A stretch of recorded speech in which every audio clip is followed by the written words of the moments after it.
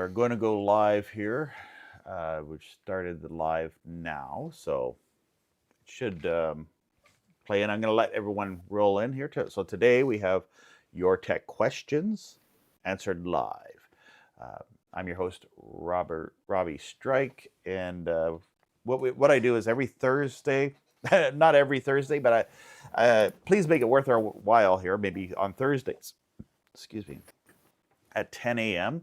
I like to just sort of go live, chat, do some tech chat. I have a Discord going on here. I'm going to mute my Discord here. How do we mute this guy? Yeah, just muting the Discord so we don't hear like people moving in the background in Discord. And so yeah, there's a Discord link in should be in the description of this video. And I'll get that for you in just a second. So we got the chat going here.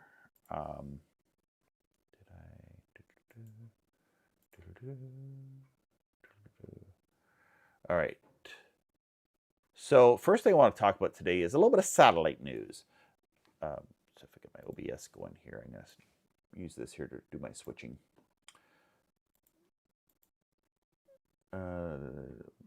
Screen, there we go.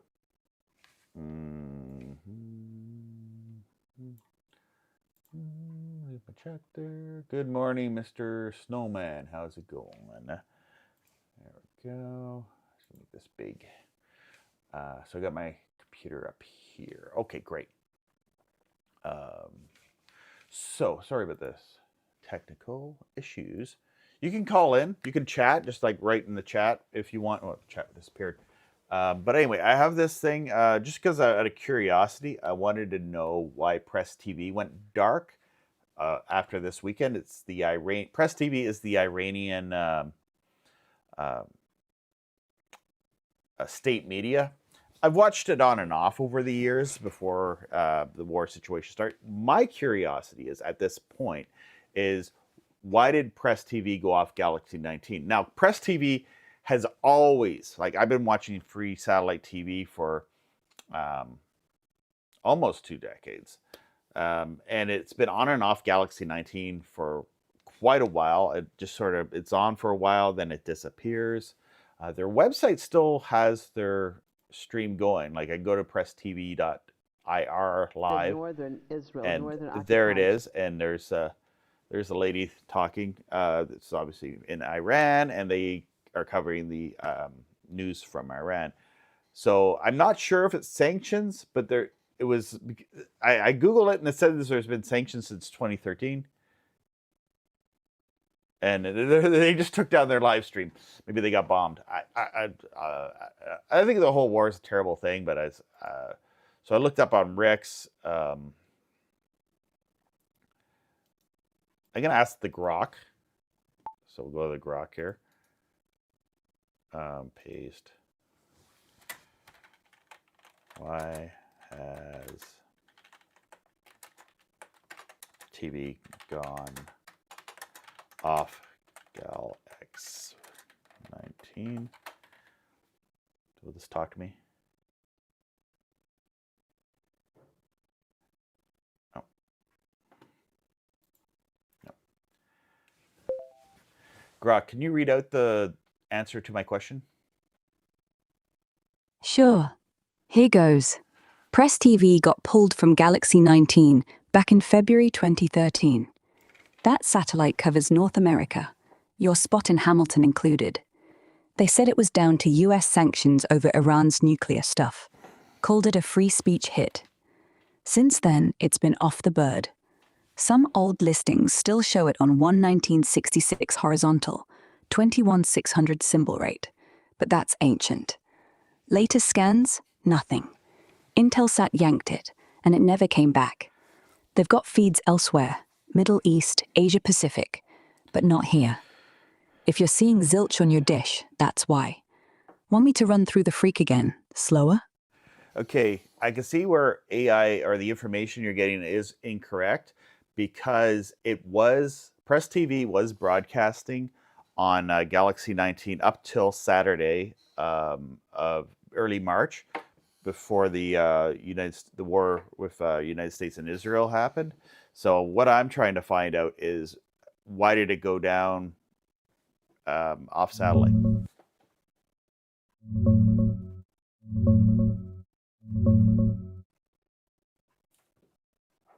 Digging into the latest on that Press TV drop. Hang on.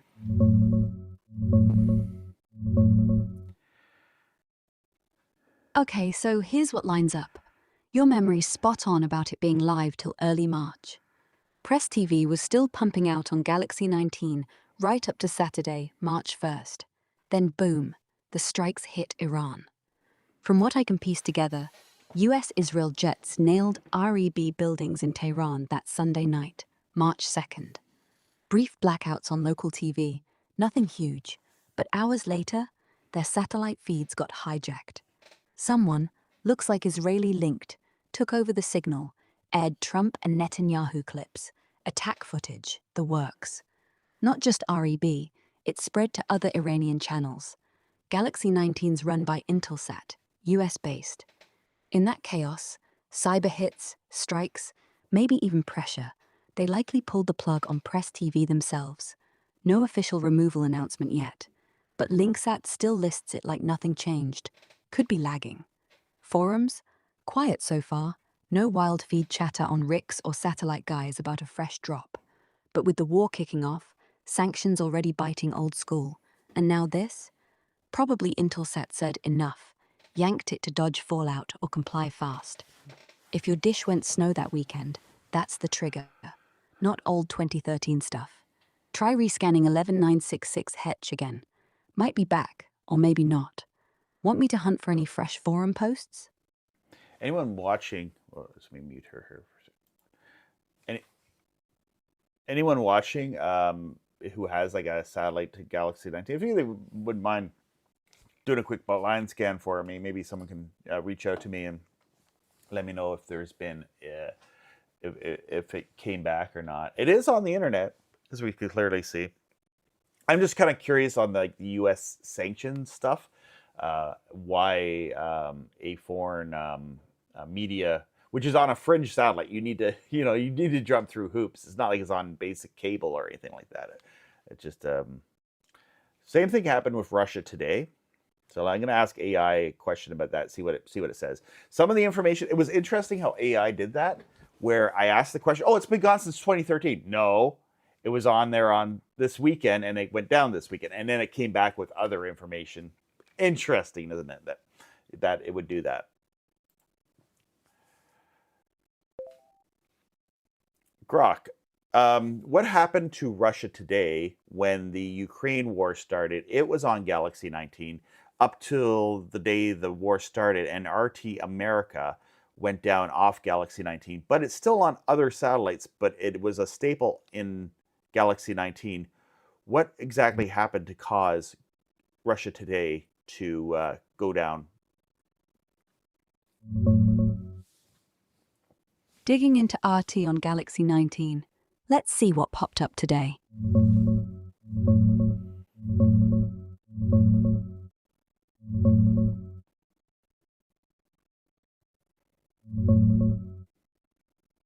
Yeah, you're right.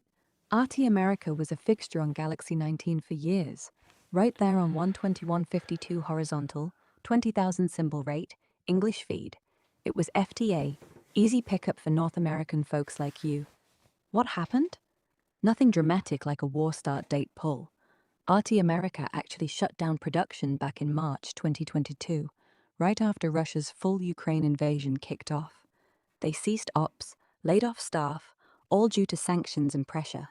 The satellite feed lingered a bit as a ghost or rebroadcast, but Intelsat, who owns Galaxy 19, quietly dropped it over time, likely to avoid legal headaches, comply with US rules, or just because the content wasn't active anymore.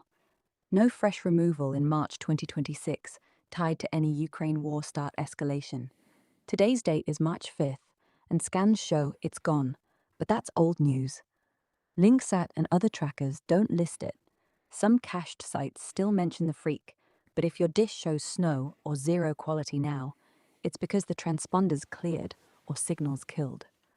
Russia Today global feeds, still kicking on other birds, like Hotbird, Eutelsat, but not here.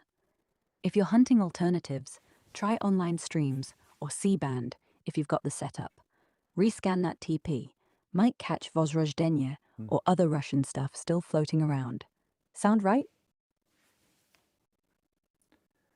Does sound right. So there is other Russian channels on Galaxy 19 that are in Russian. There's like the Russian. There's a Russian religious channel. There is other Impact or I forget what the name of the channel is. There's several foreign channels on Galaxy 19, and also with the whole Middle Eastern situation, you're able to watch. It might not be in English, but you're able to see video of what's going on the satellites, which is kind of interesting when you have a free-to-air setup, even just like a very simple KU band setup, just viewing Galaxy 19. If you're into that. And also there's also tons of news feeds on 87 West and on 101 West, and there's 105 West, of course, as well. Yeah, I'm just I'm talking for my podcast, but if you want to chime in, Grok, you can go ahead.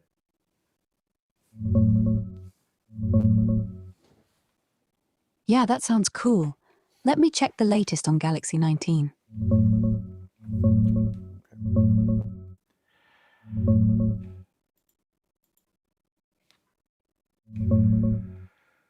Yeah, totally. Galaxy 19's still this wild hub for global stuff, even if the big names like RT or Press TV dipped out. From the latest scans, Lynxat's fresh as of early March.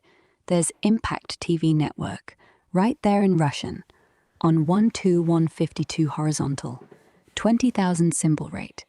It's Christian, kinda evangelical. Not super orthodox, but hey, it's Russian language faith stuff. And Bogblag TV pops up too, another Russian one. More entertainment, but with religious vibes, on 12028 horizontal. No Vozrozhdenie showing up anymore. Might have been an old feed or alias, but it's quiet now. Middle East side? Tons. Al Mayadeen for news, Palestine TV, Oman TV, even Iran-e-Aria in Persian if you're scanning RAW. Not always English, but yeah, you catch the visuals. Protests, strikes, whatever's breaking. With a simple KU setup like yours, dish pointed southish, no fancy gear, it's like free window into chaos. And 87 West? That's more feeds, news trucks, backhauls, raw satellite pics sometimes. 101 and 105 West too, all those C-band beasts for sports or international clips. Podcast gold, man. If you want to list a few frecs to blind scan tonight, like 12152H for Impact, say the word. So I'm just gonna mute this here. So anyway, that was my search on. It's gonna shut up now, eh? Yeah, okay. So that's my search on that. And it being AI, it spews some inaccurate information. Sometimes I think what AI does is it gathers old information from the internet, and it may not always be accurate. It's funny how I corrected it, and then it sort of stepped in gear when I did that.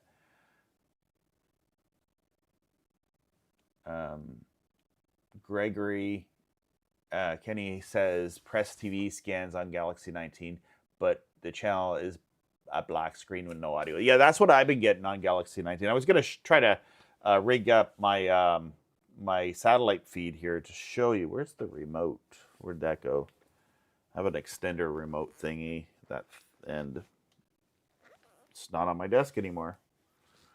Anyway, well, oh, I do have one on my phone. That's the nice thing with the extender remote thing. It has the option to go from my phone. You guys want to see my satellite? Flip through a few channels. I'll try not to get a copyright strike here. And I'm not trying to spread any. Hopefully, YouTube does not give me trouble for talking about things about what they might consider harmful. I'm just like, basically, my channel is about satellite TV, and I'm just trying to cover what is available. We're gonna have our. Oh yeah, that comes in muted, which is actually good. All right, so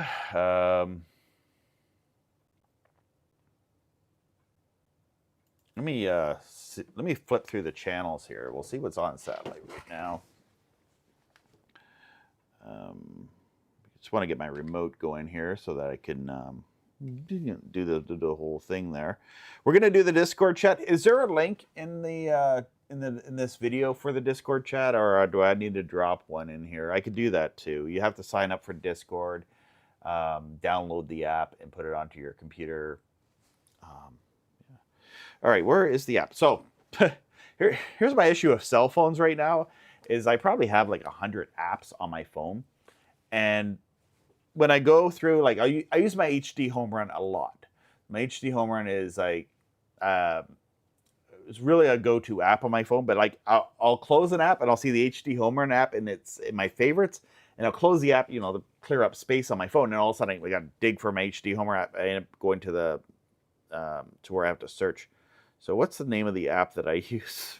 Because there's so many different apps and I forget the names. I got weather apps and junk apps, like Samsung's Shop. I don't even use that. I'd like to delete that. Some game on here. I have a Sega Genesis emulator. Well, I put that on. Sofa Baton. There it is. See, it's like buried in the apps here on my phone. So the Sofa Baton app, I've done a video on this. Well, that makes it really bright. But I have like all my TV and all that. It's an IR blaster. It's really cool. But I can have like I was able to program an old, hard to find DVD player and be able to do that. So I'm just going to go to my satellite receiver and hit the OK button and see if that's going to work. Yeah, there we go. Now the problem here is there's so much lag. So I'm going to go back. There's the signal quality on 105 West. So just to show you what we're talking about, go to 97 KU. Whoops. Up. Did I get in? Did I just go to FTA? Maybe. Because I don't know if this is... Because it's so laggy, because it's digitizing the satellite feed. It's like channels in the teens anyway. I don't have a page down option on this thingy majig. 1, 2, 3. I'm counting, and then I'm like waiting a second for everything to go down. These are all the channels that are on Galaxy 19. Like here's Press TV, and it's off the air on Galaxy 19. So you're not going to get anything on Press TV. It's going to look like low signal, but it's always that low on my satellite dish. So yeah, there's the black screen with no audio. So there I am verifying that's what it is. I could probably potentially do a rescan on Galaxy 19. So it's channel 15. Let's do a rescan on Galaxy 19 because I haven't done that in a little while. So how would I do that? First off, let's go to what would be sort of like a news channel to put on. You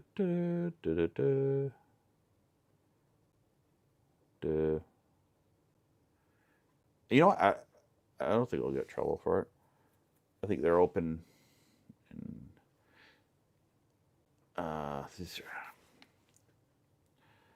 Just for a background noise, I thought I'd add. There we go. So GCTV. There's GCTV. Just up one. There'll probably be better quality on GCTV. Yeah.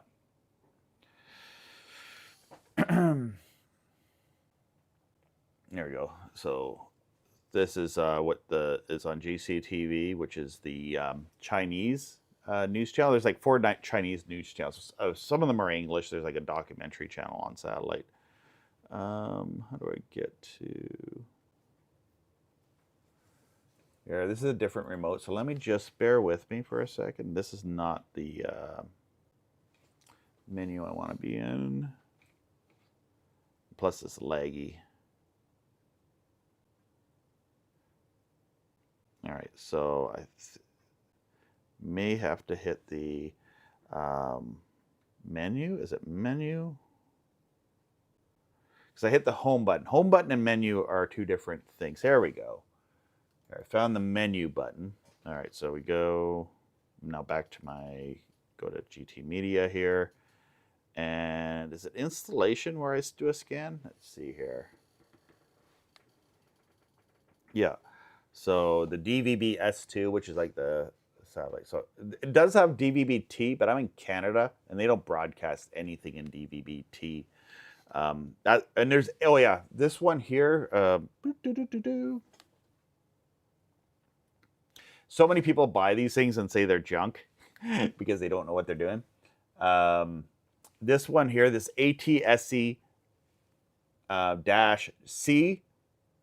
J.86B, that is not the North American, like it's not the North American ATSC. I don't know which country uses that.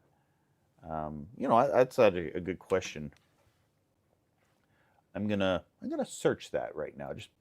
I'm just answering my own questions. Why not? What is, although AI could get completely botched too. What is it? ATSC. ATSC -C J.83B.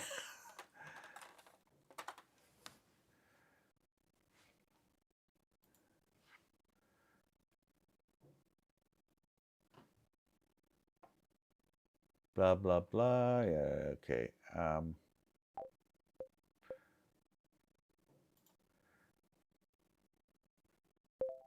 Can you quickly summarize what ATSC-C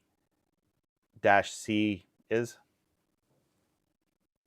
ATSC is just the cable version of ATSC, North America's digital TV standard, but for coax instead of airwaves.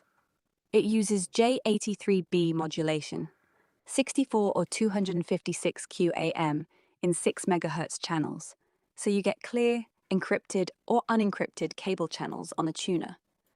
Think of it as ATSC over cable. Same family, different delivery. Handy for hybrid setups like yours. But does that not work in North America? Yeah, it absolutely works in North America. It's designed for here. ATSC-C J83B is what cable companies like Rogers, Bell, or Comcast use for their digital channels. If you've got a cable-ready TV or tuner, it grabs those QAM signals off coax, no dish needed. The catch? Most folks don't see clear coam anymore. Providers encrypt everything now, so you need their box or app. But if you're on a basic setup or in an area with unencrypted feeds, rare, but still out there, ATSC-C tuners pick 'em up fine. Same goes for modulators. You can push your own channels over cable in 64 or 256 coam. So yeah, it's North American native, not some foreign thing. Just not as free as FTA satellite anymore.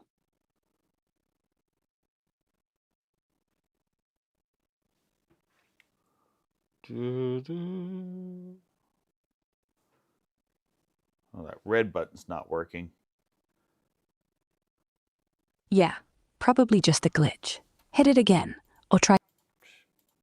Sometimes you want to just tell her to be quiet. All right, I'm going to, all right, we'll do this thing here. I'll take this. This is stop day. Here, we'll do our scan of Galaxy 19. I got to go upstairs to hit the button on the remote. I got my mic here, so hopefully I don't lose my audio while I'm trying to set this deal up. So yeah, I'm just trying to do a rescan on Galaxy 19 and see if that would work. Doubt it will, but I'm just walking up here to. Got it. Because, go ahead, hit that I actually button. have it streamed I'll to stay the quiet TV while you upstairs scan. here. Just say grab the remote. done or nothing. Sometimes the and you official remote will work better, especially for scanning channels. So if you lose you buy a satellite receiver but don't have no remote, run away from that satellite receiver. You don't really want that satellite receiver. You want a satellite receiver. Here we got the red button here. There. So we're auto scan. I made that say blind scan. All right, everything else is there. Cool. I'll just Blind go scan's the free to way. air for the sake of this video, and we'll hit yes. There. So it's just doing it scan on Galaxy 19. So yeah, we're doing a Galaxy 19 scan. Hopefully I don't have to run back up here and do that. And there. So it goes through all the transponders. It takes a little longer when you do a blind scan, but only a minute. But sometimes you'll find channels that you may not find doing a auto scan, or whatever the terms it uses. All these different softwares use different terms all the time. Yeah. So hopefully, here, go back to my phone here. There, I'm back at the computer here. Hey guys, I'm back. Oh yeah, I forgot I had this thing here. I'm plugging this into my GT Mini as well. Just one of these, these QWERTY thingy-majigs. There's like for when you're doing like you want to search something while you're watching TV. These are amazing. Like $20. You buy them cheap, wherever. And I used to use it before I had my remote extender, or if I don't have my remote extender, I just simply use this. Here we got channels coming in from Galaxy 19. I know it's all foreign and religious channels. Yeah, that's Galaxy 19. I mean, there's some gems in Galaxy 19. See, me in the hobby, myself in this hobby, I actually enjoy being able to pick up these foreign channels. At least I can kind of, check to see what's available on satellite. Yeah, that's the fun part. Oh, she's talking still? Is she talking over me or?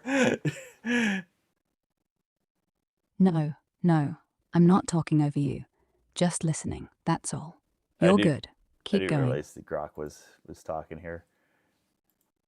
Who? The Grok. People are so annoyed with that on X, like people, because everything they ask, you do, what's it, at Grok? Is this true? Like you see a video, right? And it's really great. I mean, honestly, there's pros to it.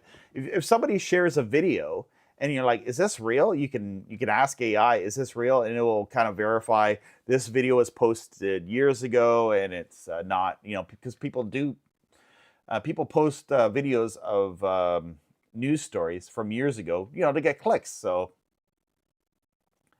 and then there's me, 20 years on YouTube.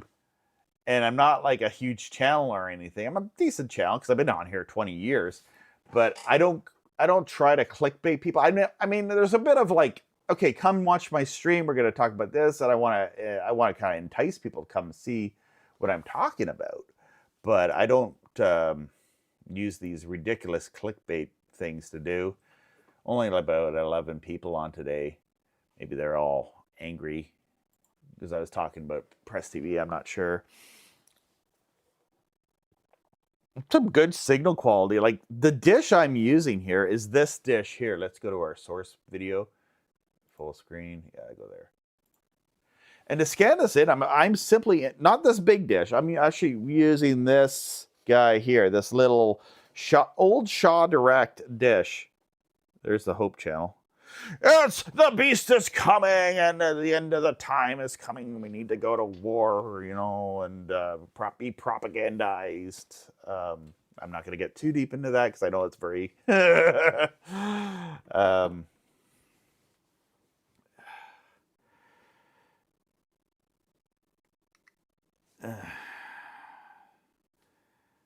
So there's this. Let's just go here.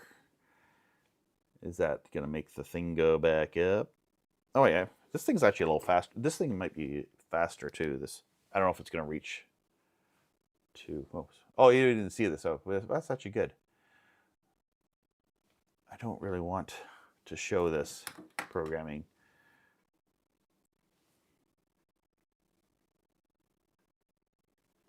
All right.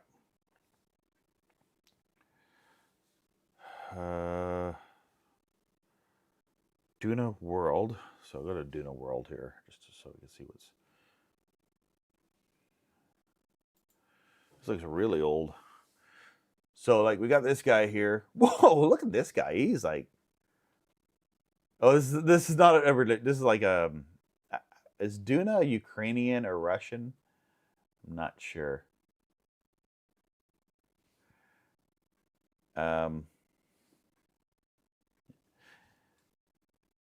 NYS tariff. Tariff? What's that?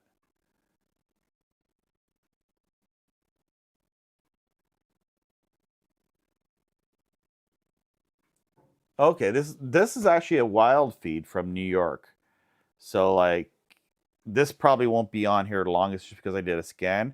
Because there is the mayor of New York City, and there's the governor with her vaxxed necklace that she's wearing.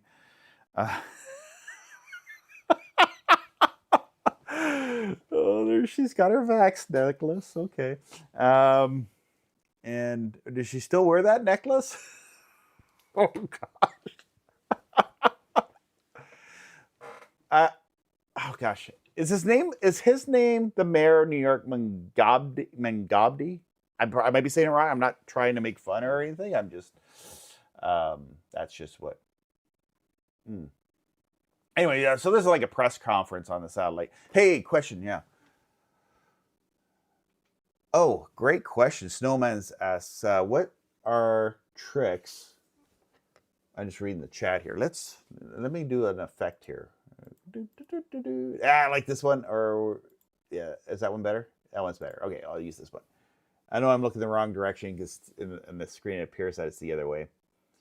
What are the tricks to get USALS to work? I have the long and the lat set on the receiver. My most direct south is 103. Where are you? You're more western than me, eh? You must be like, because I'm in like Ontario, and it's like my most southern satellite would be 87. Do you have to zero the HH motor or use 1030? Okay, here is what worked for me for USALS, and at least my tip that I did was I went to the receiver, I programmed all the USAL coordinates in, and what it did is it moved the dish to that position. So the azimuth, if I'm saying that right, I moved that until I got point on to the satellite where I wanted, and once I had that set in, basically the azimuth of where the dish moved it, then everything fell into place. That is the great thing about USALS. It just oh, you're in Saskatchewan, yeah. So that's why you're 103, 103, yeah. Yeah, let's see what else. Oh, this thing doesn't work. Okay, yeah, it's just too far. Like this thing's not working because it's just too far. And Brady Giles is here. How's it going?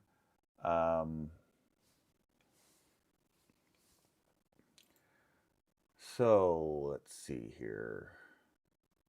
Amazing Discoveries. Some interesting information on Amazing Discoveries. I'll watch that sometimes. Yeah. They kind of go into some interesting areas.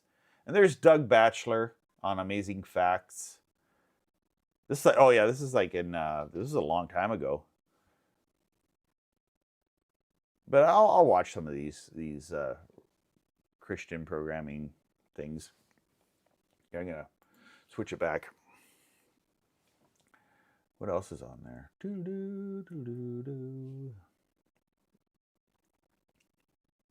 CTNHD.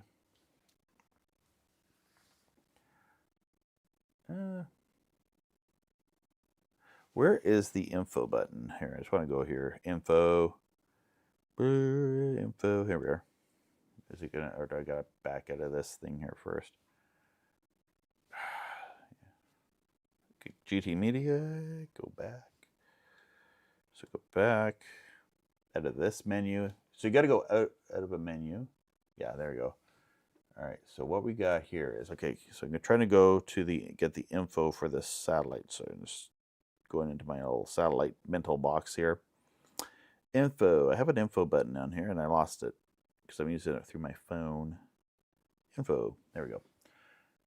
All right, so it should pop up this info screen there. Oh, but I want the more info. You have to hit info twice because I want more info. So I hit, no, it didn't do that. Right. I hit info multiple times. Oh, and I hit it too many times, it went away. info twice. Okay, let's see if that brings up info. Info on the satellite. There we go. That's the info I want. I want that screen. Okay. So this is where it has all the information you want. You got your which satellite you're on, what LB input frequency you got, what dissect command it's using. It's number 4 on my. I have a dissect switch, so there's dissect 4. There's dissect 1.1 whatever. It's off. There is a motor. There's no motor on this satellite. So what I found out, you Mr. Setting up USALS, Snowman 144. If you use a dissect switch with a motor, make sure your motor's on port 1. Then it'll work. If you have it in port 2, 3, 4, 5, or 2, 3, or 4, it won't work. It just does weird, wonky things. It moves to the wrong satellite, and I don't know why that happened. That was my experience with it. Maybe I did something wrong in doing that, but for setting up USALS, that's how I do it. But another thing too is I found I got a ton of wire going to my satellite dish from my cheap GT Media and a lot of receivers anyway, like any receiver that I've used, and it's let me just go back here. Oh yeah, it shows the frequency too. One thing I want to point out too is, so you got your frequency, and is that off by a hair? I'm not sure. Sometimes the frequency is off by like a 1 digit, especially when you do a blind scan. It will pop off the audio, and this is actually It's 1080p at 20 frames per second, but look at that bit rate. It's like 0.4. Went up to 3. Yeah, I don't know if that bit rate reading's proper for HD, because it's a very low bit rate for HD. I know like I'm streaming to YouTube, and it's like my bit rate for HD is at least 4.0, 50 megabytes per second. Megabytes. I don't know. I don't know the difference. Someone says I am an idiot and I shouldn't do YouTube videos because I don't know the difference. I mean, I'll look it up. I might have just heard it and then heard it wrong for all my life. That is possible. All right. Anyway, wanted to check something else out on the satellite. And just get out of this menu. Okay, I did the scan, all this stuff. I did the scan. Now let's go to Press TV. Actually, I know it's channel 15 on this thing here. I'm just going to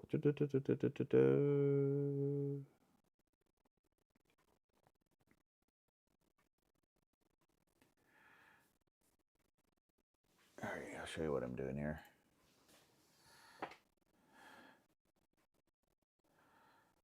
I don't know what this SBA Worlds promo is. There, go back up. Probably is not going to work after a rescan.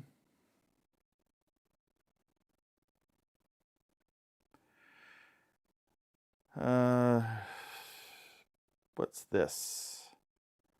The SBA World promo. There's like 3 channels. Beirut. It's probably like the same channel on different frequencies, like just basically different feeds.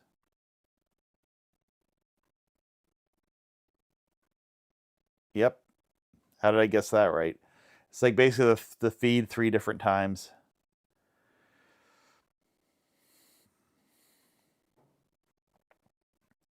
Yeah, so there's the Press TV feed right there. And nothing. Just a black screen and nothing. Yeah. I have a dissect switch just coax directly to the HH motor, then to the LNB. That's the best way to set up your motor. Don't even do the switch until you got everything else set up. Yeah, so if you're setting up a motor, don't go through the dissect switch. I think what happened in my situation was I set the whole thing up, plugged it in, and then just expected the motor to work. And for whatever reason, the receiver was not pushing. It's probably so much cable going through the coax connectors, it just wasn't doing what.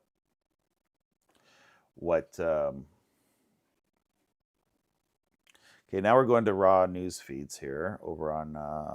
Did it bring it through? Yep. So I'm not sure if this dish got blown in the wind. It's been freezing cold. We've had weather. Let's go down to the CNN news source. These are like the PBS channels. So on 87 West KU band SES2, there's several PBS channels, which Louisiana PBS, it's been up there for years. I think they changed transponders, which is very common in satellite. So let's try this NSGH5, see if there's any video coming through. I think it's 3 to see the president. Oh, it's coming in. Boop, boop, boop. And has a presidential channel too. So like anytime the president does a press conference, they'll have it. So here it's the Capitol buildings. Oh, wait, this is pay. What's going on here? Zoom. Raw feed Zoom, where they, what is this press conference?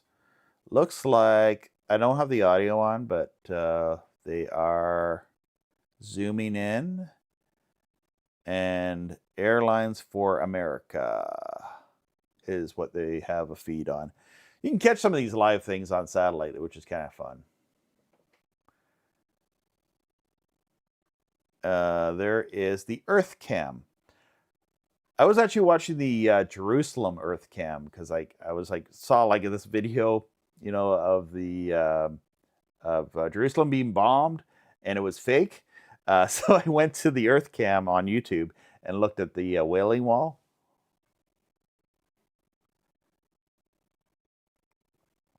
All right, NS1. So we got some guy talking. If you guys follow politics, you might know who was talking here. A shaky feed too.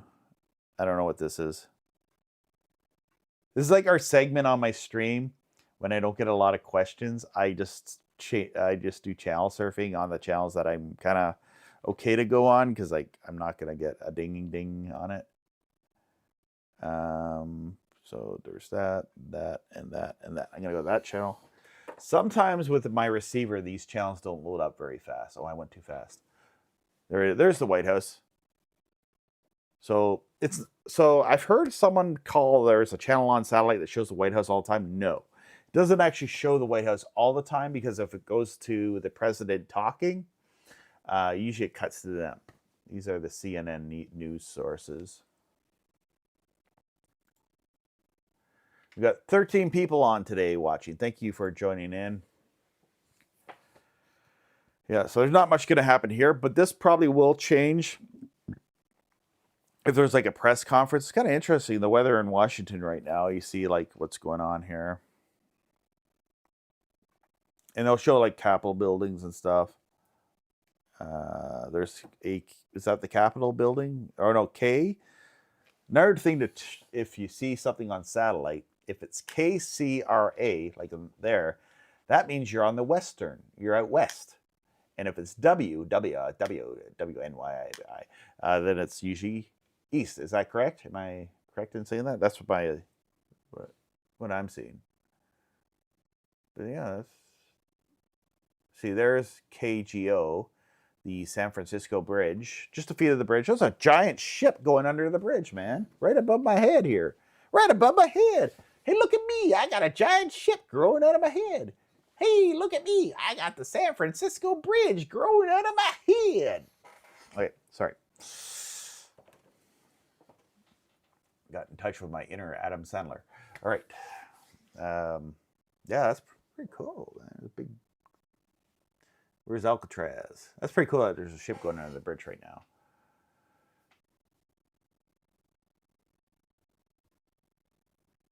All right. And what else do we have on here? Go up one channel. It takes a second for my receiver to do something. No signal is on this channel. It's the no signal channel.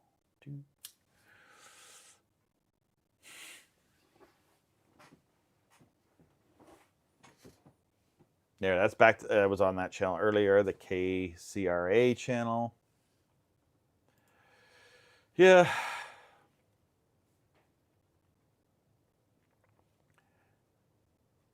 And my main reason why I like this receiver is it has the GT Share app on it. So, I mean, I use an HDHomeRun because I have a modulator for it, but it does have the ability to stream directly and have a signal meter, because how I set up this dish, my motorized dish, is I didn't concrete it to the ground. Concrete your dish to the ground. Don't be like Robbie. But I might be moving, so if I do move, I don't have this concrete block of a satellite dish in my backyard. No. And it's tea time. Tea time with Robbie. I'm gonna have some ginger tea. Yummy, yummy, yummy. All right, so we're looking at the NASDAQ. Oh my gosh, my retirement savings are completely gone. Okay. I guess we're gonna have to work forever. The future of retirement is gone. Okay. Let's see what else is on. This is the airport people. I don't know who this is talking here. Sometimes it's funny when you watch the live feeds, because you'll see like the big wig, politician guy, and there's like this woman here. This woman, is she like the one gonna whisper? No, she's like a flight attendant. But sometimes they'll have someone whispering, "Oh, it's the woman on the shoulder here." She like will whisper prompts if he forgets something. She's like there to remind him, and they whisper. You'll catch stuff like that on the live feed. I don't know if in this case for this airlines, but it has happened before where you get like a press conference and they have like somebody staying behind them and who wrote their speech or whatever.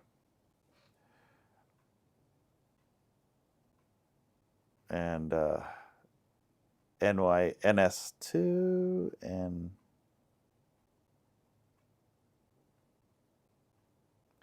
then there's this. Okay, well. Interesting, eh? It's what's going on there. I want to check out the Jerusalem can just to see how things are going at the Willingwall right now. I found that to be interesting when I saw that the other day.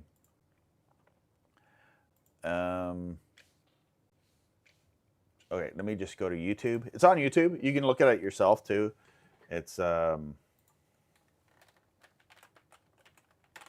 Western Wall. See if that will come up here. Oh, it's on EarthCam. There's gonna be an ad. I'll let the ad play.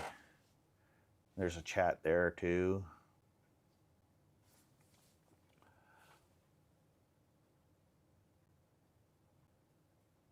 Something people talking. I can tell by the chat it's not anything much happening right now.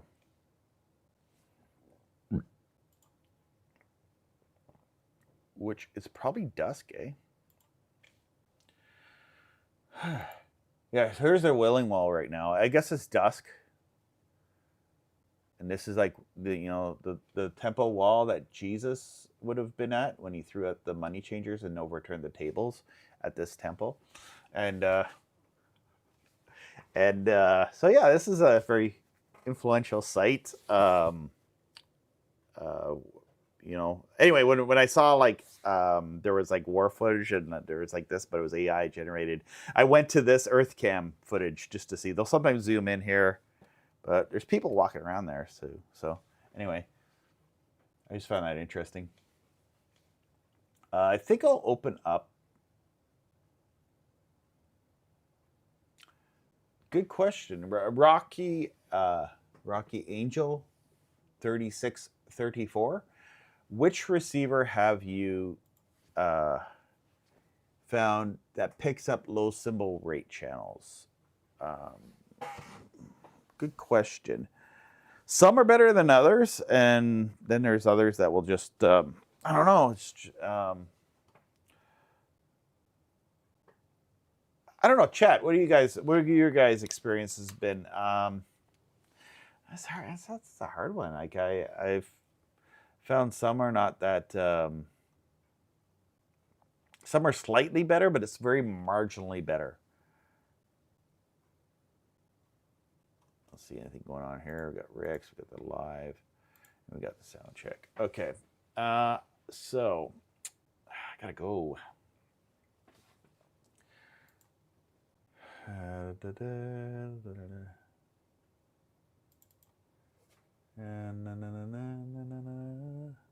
Oh, I can bring things up. Okay, that's what I'll do here.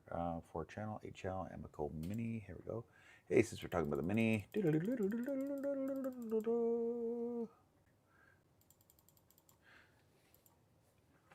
I'll play a little bit of my Amiko Mini video while I take a break, and I'll be back after this.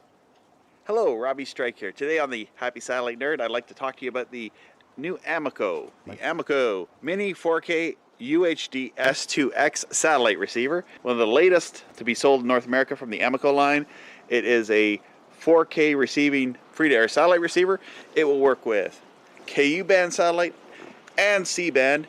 It is a digital receiver, so that's how these things still work in 2021. Please subscribe to my YouTube channel and remember to click on the bell for notifications of when I may have a live stream or new videos. And also be sure to check out the videos tab because there's lots of information about satellite, free-to-air, and all sorts of technology. A lot of the time I have to search my name in YouTube just to reference back to some of the many videos that I have created.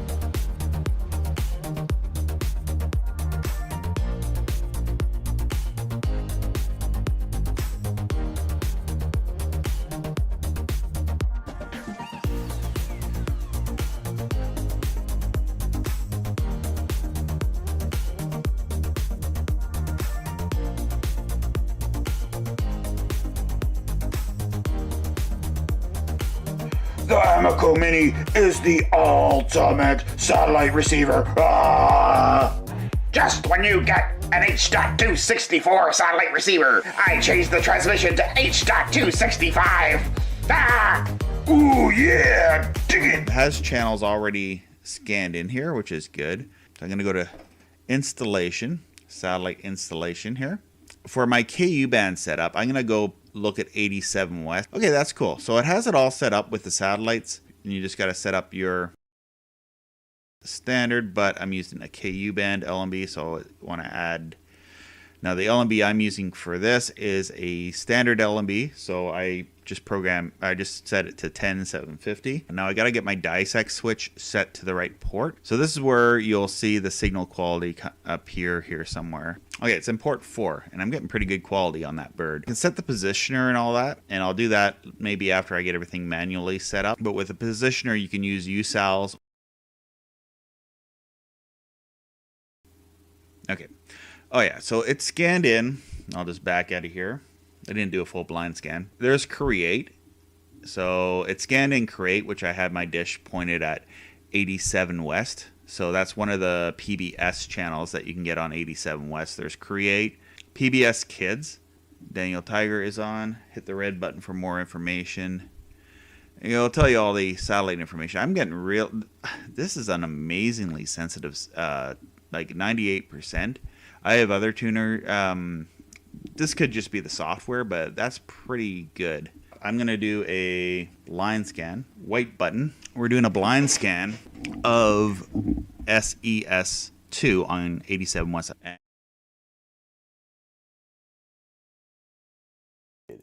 Unmuted. All right. Hey, guys. I just wanted to go for a pee break, so I played a video. So yeah, that's my Amiko video. If you want to watch that video, let me drop that link to watch the full thing there. later on after the stream. Watch it, but I'll drop that in the.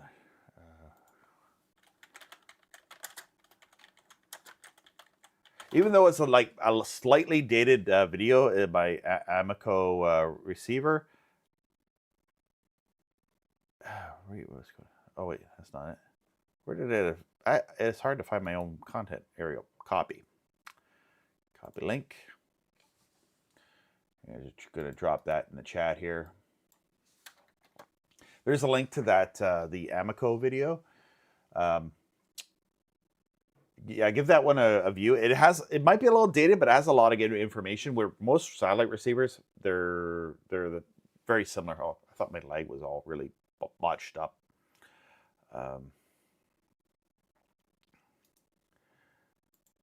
It's like a comedy bit, but I want to keep it. Yeah, I'll keep that. I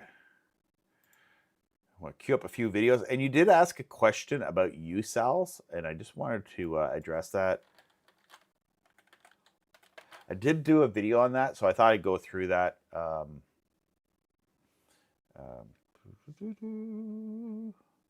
And I do this like big tech thing where I find things for you.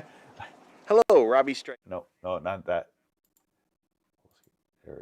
I do a search when I gotta find something. I just search my name and I type USALS. It's like that's how I find. I have 10 chapters. I broke this down pretty good.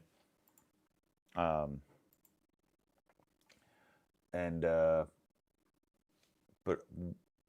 let's go through this. I'll play this video. How long is it? It's about 10 minutes. So this is the video there where I went through USALS satellite dish motor. It's basically my whole satellite, my video about satellite. I'm just gonna play there, and we'll go through it in the chat if that works out. Another thing I see in the chat is I couldn't think of other receivers. I think the Manhattan receivers were built really good, and then the Co-Quick, they're kind of, and GT Media, they're kind of cheap, but they work, and they're so cheap. They were so cheap, I couldn't help myself not to buy it. Okay. If you catch that impression, that's my impression of Pastor, what's his name there? Kenneth Copeland. I couldn't help not to buy the jet. It was such a good price. Right.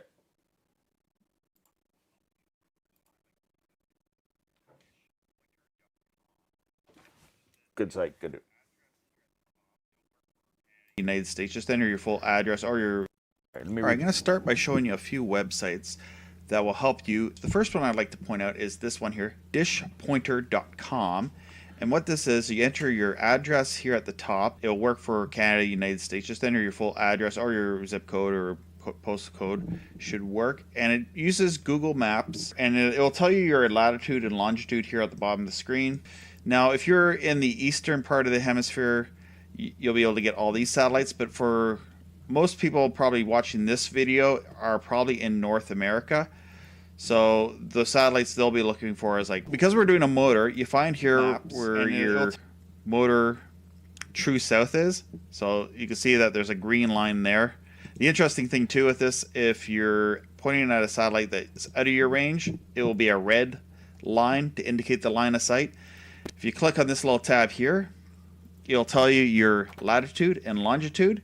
Those are important things to have when you're entering in your USALS on your satellite receiver so that it can automatically track the geostationary arc. In some areas, there's satellites that are too west for you to get, so that it'll get that red line.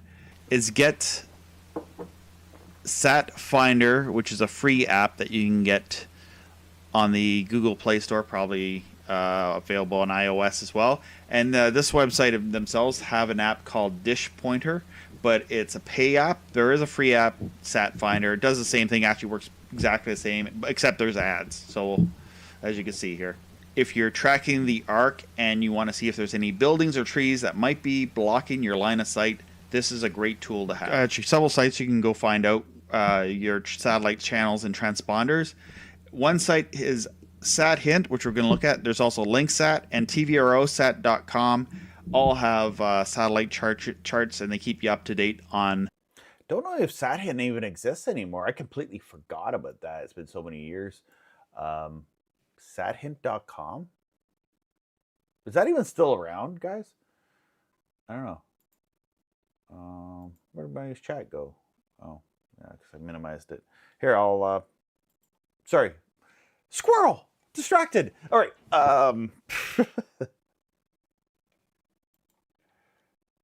Bring my chat up. I liked how I had my OBS set up because I had it nice and spaced. I could see the chat. I like, oh my gosh, I can get myself together here and doing a live stream. Also, if you're in Discord, you can see mirrored backwards, like my my live stream through Discord. So if you're like, I see people, I see Kevin there sitting there, but my on Discord, for whatever reason, Discord will mirror my video, so like everything's mirrored. But if you take a mirror to your screen, and like it'll probably translate it back to the way it should be. Yeah, so join the Discord. I dropped the link there in the chat. And anyway, yeah. So Hyper Mega Sat. I just want to put this over here. Nope, I didn't pull that out. How to talk your wife into satellite. I wanted to save that for later.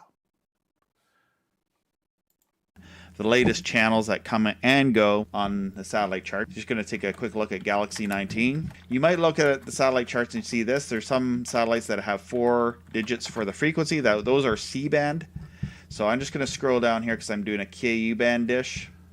So you can see these channels here that have 5 digits vertical, and then there's the symbol right there. So you enter your frequency and the polarization, which would be either horizontal or vertical. Whoa. What's that? I just put the budgeting app in base 44. Guys. Go away. Skip. These blasted ads. All right. There. There. Fitted it through. I'm so smart. This will tell me my elevation angle, my latitude. You need to calculate is your de-inclination angle. So you take your latitude. So you'll enter on your motor part your latitude, which is 44.2. You'll be able to adjust your de-inclination angle. And to calculate that, you go to the de-inclination angle table. So I'm at 44, we'll just say 44. So since I'm at 44, my angle should be my elevation angle, which is 44. This minus this, 6.07. So they don't make it easy. Like you gotta take something and then minus things to get it to work. Let's go to the old calculator here. To get in a calculator, 607 equals 38.59. So that's what my de-inclination angle is. So you still set your angle on your motor to this, and then you set your de-inclination angle to whatever this is minus that. I know, why don't they just... And then dishes are different, so it's a pain in the butt to figure this out. Sometimes it's like, where do you put your level on the dish to figure that out? Say do that for you and then just tell you what you should be. But so that's where your de-inclination angle should be. What I ended up doing was, it was hard to read each little dot on my actual dish part because I've adjusted it so many times. I just basically made sure I got it as close as what I could see it, and I may have adjusted it a hair or two because I couldn't see the exact angle, but I was able to get it even with like a little bit of free play. That's where having like a TV monitor or a signal meter. In this case, I probably just had like a satellite receiver out on my deck with me, and I was just slightly adjusting it to get the angle just right, because it was something where it's just, you know, it's hard to tell with this because it can be off by just a hair.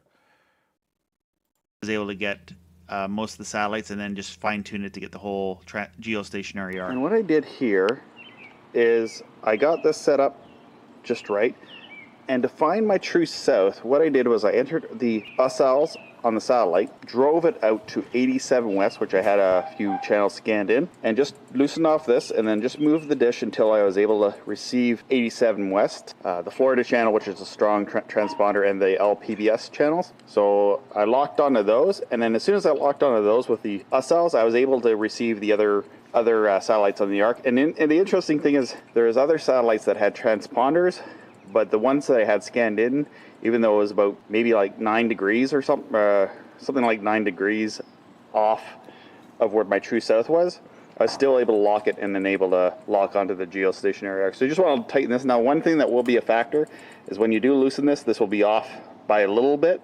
Once you tighten it up, you should be able to adjust that, and you should be able to get the full arc of your geostationary satellites. So a big thing with your USALS, unless you have trees, obviously. Like in my situation, I'm able to get most everything, but when I go over to what's the far eastern satellites, I had a hard time picking those out because I have a tree that I think was blocking the line of sight.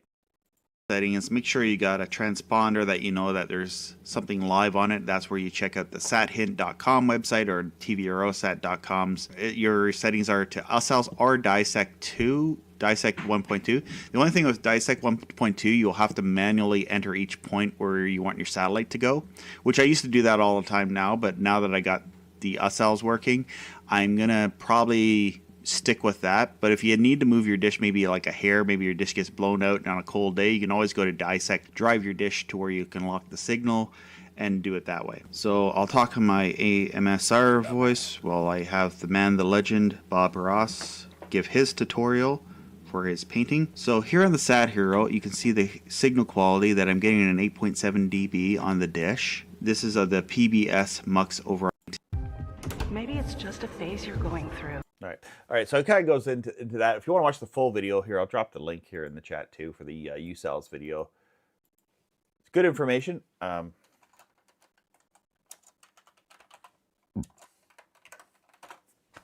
kind of ramble in here because I like to ramble. I don't know. That's just the way I am. Oh, yes. Okay, ad. I guess they're giving me some money for this ad, but hey, pay me extra. You got to pay me extra. You got to send me like an Altima, a free Altima, you know? Like, a Nissan Kicks. Yeah, sorry. Altima, whatever. I'll do a review of it. I'll hook a satellite dish to the roof of it. All right. For the dish to move over once you have it all set up. With each satellite, you will have to set the motor type to USALS instead of Dissect 1.2 for that reason that it will lock in. So if your dish is not moving there, make sure that you do have each satellite with the motor type settings set up for USALS.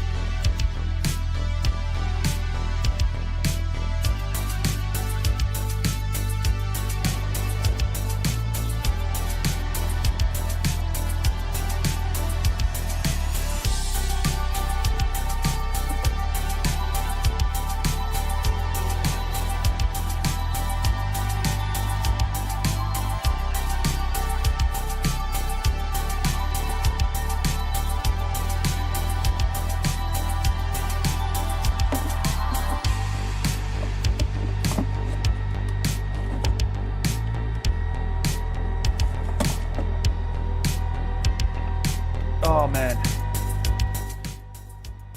being a satellite nerd, stuff doesn't work out for me. I really want to be like a synthwave DJ.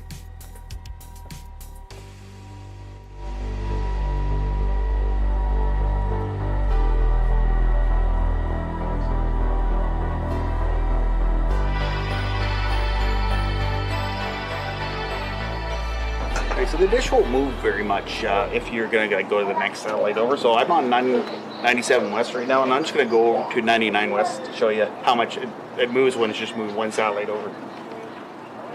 So find it here. It's hard to see in this glare.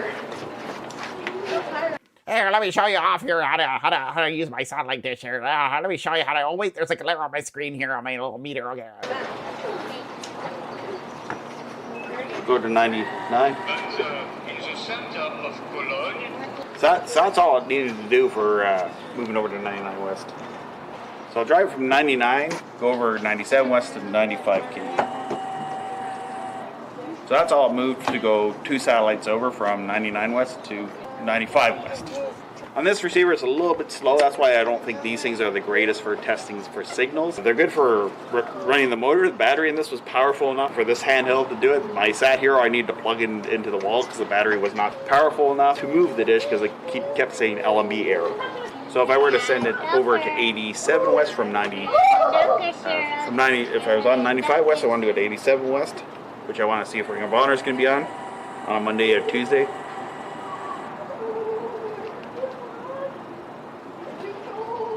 So there it is there. Please check out freesatellitetv.net and also check out the new shop where you can order free satellite TV. That shop's no longer in existence. All it was like an affiliate shop, but it kind of was nice because it just brought people to Amazon or eBay links. But then Facebook blocked it, and it didn't work. So an update on that whole shop. But you could email me for a description list if you're looking for things to buy and you don't want to buy the wrong item. I'm happy to do that because I do affiliate marketing where I get a small commission from doing that. So I've helped several people out with that. Yeah, the free satellite TV shops. It's weird. Facebook had that option and then it just disappeared. And I probably sent an email, but I just don't read I get so many emails. All right. So I showed you some clips. We're probably how far into the deal are we today? Promos and all that. All right. I got that segment for the end of the stream, which I got saved, and I got. So let's open up the Discord. So if you're on Discord, I'm going to unmute myself here on Discord. Oh yeah, I couldn't hear my audio either. I turned off the audio because you had to watch the stream, I guess, to see what I was talking about. Just because what was happening was the audio was feedbacking. People come into the Discord chat and they just are fondling the microphone. I don't know. Hello, how's it going? How's it going, Kevin? Pretty good, pretty good. Pop this guy out here, make it look somewhat decent. How do we get rid of this thing? There we go. Just click it. I think I had that on all. Oh, there's my head twice. My head backwards. So there's this hand, and it's mirrored. It's mirrored. Look how it's mirrored. You haven't fixed the issue yet. No. I'm not down here on this computer a whole lot. I'm not on Discord except when I do live. So then I realized there is a way, but I need an extra monitor or a virtual monitor, and just put my OBS out, and then do a screen capture, and then the screen capture would not mirror it. But I don't know. It's just a hole to jump through. Oh yeah, and the audio issue too, where I wanted to stream my audio from all my clips to Discord as well as to YouTube, but I only have so much bandwidth to upload. I only have 10 meg up, which is enough to do a stream, but not enough to do multiple streams, I guess. I couldn't stream to Facebook and Rumble and everywhere else all at the same time. Yeah, I have issues also with my I really want to do some multi-streams. I want to stream on Twitch and on YouTube, but my internet is just so not good for that. Yeah, you can't. Well, Rumble Studio is a free version of StreamYard and Restream. It's basically like Restream, except it doesn't have as much features. And I have used, but last few times I've tried to use Rumble Studio, the whole stream was a disaster. It was slowing down the bit rate so badly that I ended up not using Rumble Studio since. And I used to do streams on Rumble, because it had. I would also stream to YouTube, but I would stream to Rumble Studio, and then it would go to Rumble. It went to X. And I do have an X account or an X premium account so that I could probably stream to X, but I don't have a whole lot of engagement on X. Most of my engagement is either on Discord or on Facebook or on YouTube. So it's why bother with X? If you do want to follow me on X, I'm on everything. If you go to my RobbieStrike.com, I'm on Minds, I'm on MeWe. But there's not a whole lot of people using those. It seems everyone's on Facebook. What's MeWe? MeWe? It's kind of like a dollar store Facebook. I don't know. Kind of sounds like it too. Yeah, it's it's not so well known. It's like Facebook, but just an alternative. There's several social media, you know, trying to be Facebook, where you can, I don't know, if you have like a viewpoint that doesn't agree with like that is like what Facebook or maybe what Alphabet views are, you can kind of go to those groups. Yeah, sorry for the voice in the background was my mother who wanted to tell me something. Yeah. So Tell her to text you. No, she just wanted to tell me like she'll be out getting my package. oh yeah, That's I'm in, nice, Mom. more stuff Yeah. you don't need, or is it stuff you need and you can't live without, and your life's not complete without? It's something for school actually. It's a PDA I need Oh. because we're not allowed to use phones at school. So. Oh yeah, a PDA. Oh yeah, PDA file. Yeah. You know those little pocket computers? Personal digital assistant. Yeah, one of these things. So they I don't want you to have 2026 technology. They want you to have year 2000 technology in school. Well, I use a lot of outdated technology daily, so that... How is your Atari 2600 that you showed us a few weeks back doing? Oh, it's been doing pretty well. I bought like a little cartridge. You bought the multi-cart? Yeah. The Evercart? There, whatever it's called? I think you can see it. It's right there in my TV setup. My room's a little bit of a mess Here, right I'll now. make you big so everyone can see here. Let me figure out how to do. Oh, there we go. Yeah, it's right there. Oh yeah, I see the brown thing there. You see my mouse pointing over there. Yeah, I see our CRT monitor, which I had like 2 or 3 of those, and I wish I would have kept them, but I don't have space for them. You have a VCR, a JVC VCR. I can tell by the logo right there. Yeah, that was. I'm planning to plug it into my main computer because I got. Where is it? Where did I put it? I don't. Oh, it's right here. I got one. I found one of these things in my basement. Oh yeah, is it digital 8 or is it? It's high 8. A high 8. It's 8mm. High 8 is good. Yeah, I have a. The digital 8 was the best. My digital 8, my Sony digital 8, because it was hot. It played digital 8, but it was also cool because it played analog high 8 video. Like if I got a tape that was a high 8 video, and it also played a older 8mm. It's kind of like VHS. It used the same standard of tape, but it but it was a pain in the butt to digitize. It always like had a deinterlacing blur. That's DVC Pro. That's MiniDV. Yeah. I have. That's not high 8. There's after high 8 there is DVC Pro, and then everything went to basically recording everything to an SD card after videotape. I think for a while they tried to have like DVD cameras. Is that a DVD camera? No, this is a MiniDV camera. MiniDV. The battery still works. I got this at a yard sale for like $12. Oh yeah. Yeah, MiniDV. I use this mostly for like filming retro stuff. My main camera for YouTube is this one.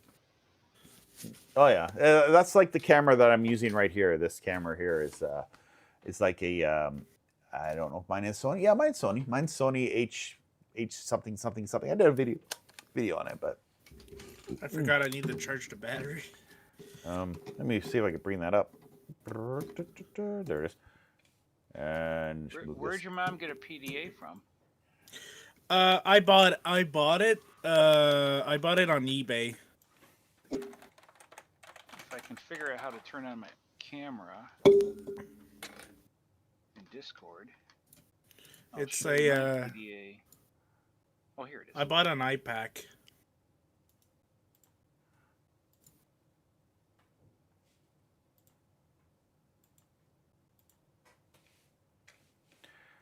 Do you freeze? No, they're still there. I'm just showing you my camcorder. I also have, right now I'm using this one at the moment. It's not I'm using this one at the moment until Yeah. I can get like a battery for the new one. Here's like my camcorder. What's that? That's a palm top. Palm top. I thought it. PCA, Yeah, for a second I thought it was the Atari portfolio that John Connor hacked into a bank machine and says easy money. Every time someone shows an Atari portfolio, they say easy money in the comments.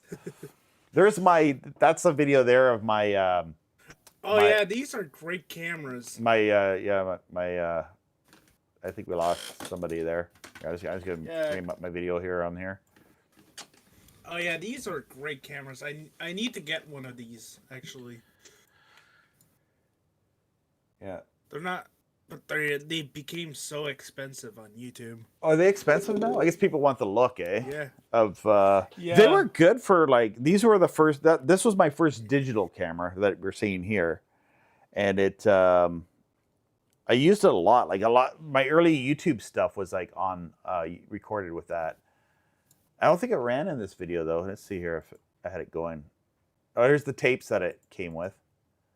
Oh yeah, I have a camera that no longer works, but I had a Samsung camera. Yeah, there they are. Right? I still have them in the box there. I used to be able to buy the digital 8 tapes at Walmart.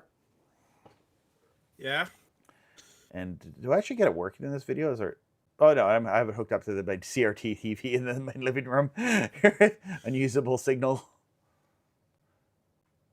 I have more stuff. I have more stuff in my house now. Is that an RCA TV? Yeah, my TV's RCA. Here, I'm gonna make this big here. And there's Curious George. Yeah, that TV was that the one that I still have, or is it a different one? Oh, this is like my brother's wedding. I'm just playing it back. I had it hooked up to the TV. There's my grandmother and my father and my mom. There's Dad. And so there's what the screen looked like with the playback of it. And yeah, I have a couple of. I have and it had that. And this camera had like the little flip thing for the tape to come out. You flipped out the. Did it had There, I think I'm gonna eject the tape here to show what I'm doing here with the Sony camcorder, and it had an S video output like right on the thing there. There, it would flip open like that, and you push the button and it ejected like a VCR, or kind of like the top loader VCRs, and you get the tape out. Pre-hard drive cameras. This is probably 2000 when I got this. 2000, 2001. And we were hearing for years about HD TV was coming, but I still took, I think I bought this, and then like 5 years later, I bought like my next camcorder, which was did widescreen, but not really HD. Yeah, my first camcorder was like a cheap Jazz branded camcorder that we got. Well, the first one we had was a Camcorder. My dad bought. It was a Panasonic, and it was VHS-C. So you put the I think I might still have it kicking around. I do have a VHS. My grandfather had a camcorder that was VHS-C. I haven't done a video on it because I don't know if there's any interest worthwhile doing a video on it. But there I have it hooked up to the analog TV. It was CCD. That was a big deal back in the day. It's CCD. But your camera sucks unless it's 3 CCD. You can't broadcast your camcorder of just 1 CCD on television. You have to have 3 CCD. Yeah. Is this the model also that you can that has like the It's like some Oh yeah, exactly. Yeah, it has the I don't know what Blair Witch Project. Always whenever you see the green. It had like the infragreen, which is really cool because for at night, pitch black, you could see what was going on. You'd see at night. I don't even know if cameras do that anymore. That's probably maybe this thing has like a military application when we have the zombie apocalypse. Yeah, It's a Sony too. There's this is probably a good. This is an edit from my high octane basement wrestling days of of what the camera looked Oh, like. yeah. Yeah, so I got kicked in the nuts by my friend there. There's a desk in the basement, and Weird Walter gives him a bulldog and bites him.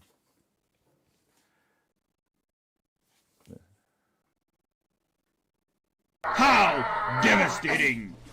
Oh, my leg. Your foot tastes horrible.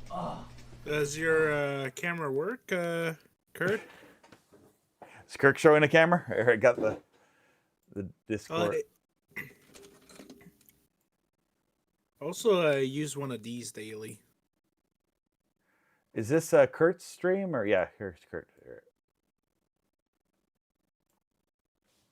My phone gonna ring? I don't know if I hear that buzzing sound in my headphones, like my phone's gonna ring. I better put it over here in case they blow up my phone.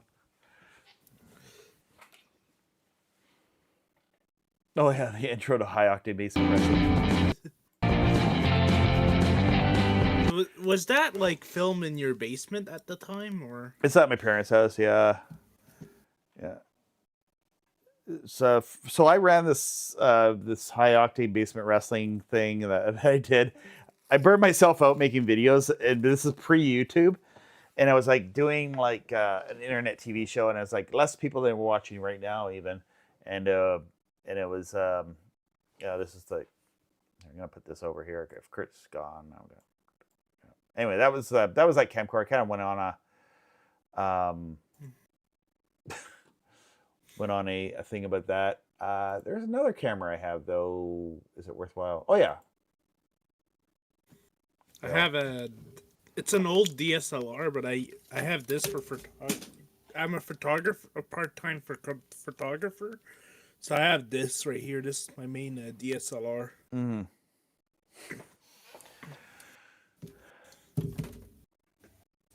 This must be my old camcorder. I can tell my old camcorder was a crappy quality compared to my newer one. Here are my tapes, and these are like my super VHS tapes that I had.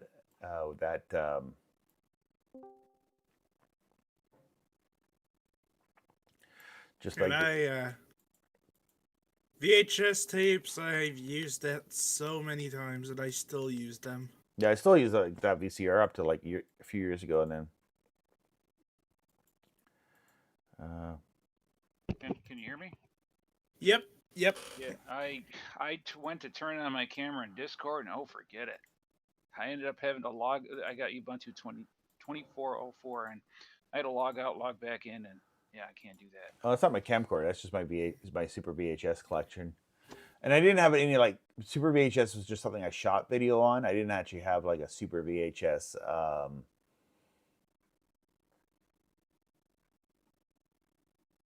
What is a well, I used this a 3DS right here when I was a kid. We used to do like funny videos with my friend because you could like pitch control and everything.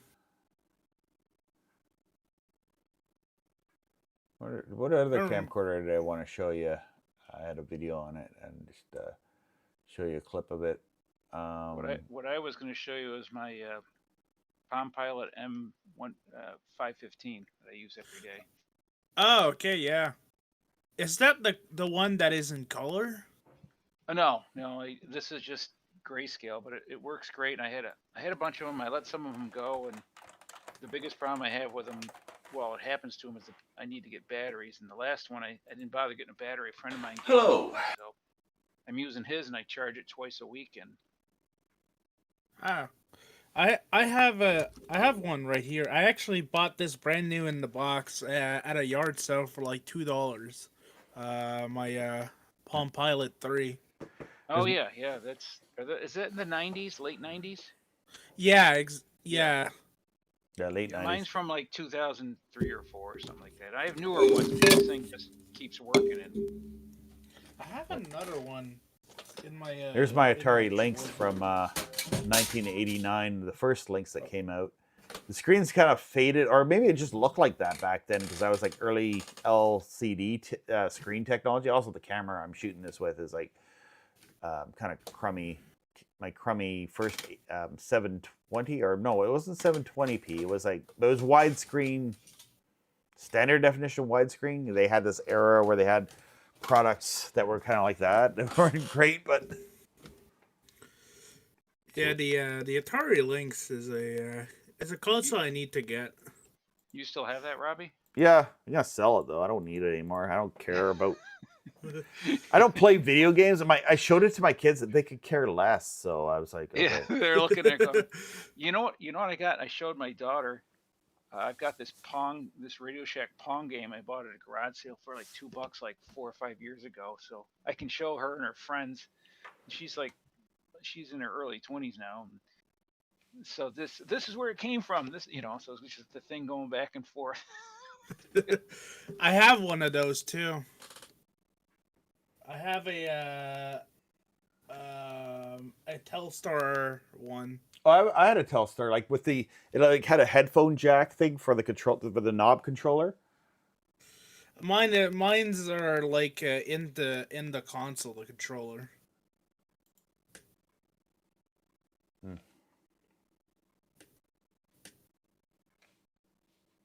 And I did have I forget which Atari I had. I had it sitting in the basement for a while. I bought that at a garage sale, and I looked at it and I go, I gotta let this go. I mean, what am I doing with this? So I sold that off with a bunch of games, and that disappeared.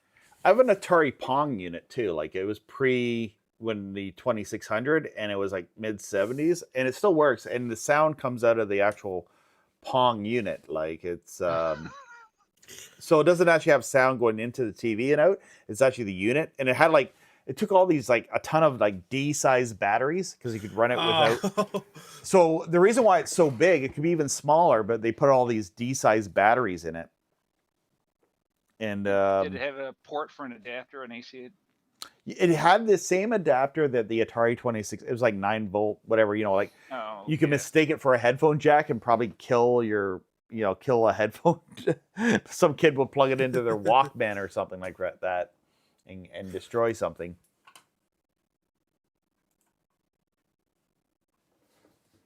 Pit Fighter, that was one I ordered online. I had to get that, or mail ordered that to get it. If I would have known about mail ordering back in the 90s, I probably would have had a nicer collection, but I just never bothered. Yeah, if someone wants to contact me and they're in the Kingston area, I'm going to sell this thing. I honestly, I don't feel a need to collect anymore, so...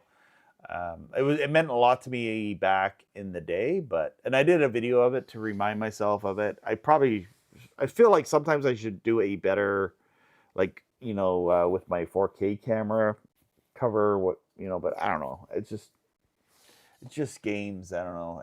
And plus you can emulate these games so easily on a computer. And what I learned out, I thought Atari was the best, but what I found out when I played the Sega Genesis emulators of all the ports to the Tengen Atari games, the Sega Genesis ports were way better than the Atari Lynx. The Atari Lynx was basically on an 8-bit, and Atari lied. That's where I'm angry at Atari. They would do all this lying stuff where it was an 8-bit, but they advertised it as a 16-bit. And the similar thing is they had something like the Jaguar was, they lied. They had this whole big scam on how it was the first 64-bit game system to make people want to buy it. But then the games weren't super great on it, I guess. I don't know. I never actually played a Jaguar, so I can't really speak to that. But what I wanted to say again. Oh, yeah. Did you have a Lynx when you were a kid?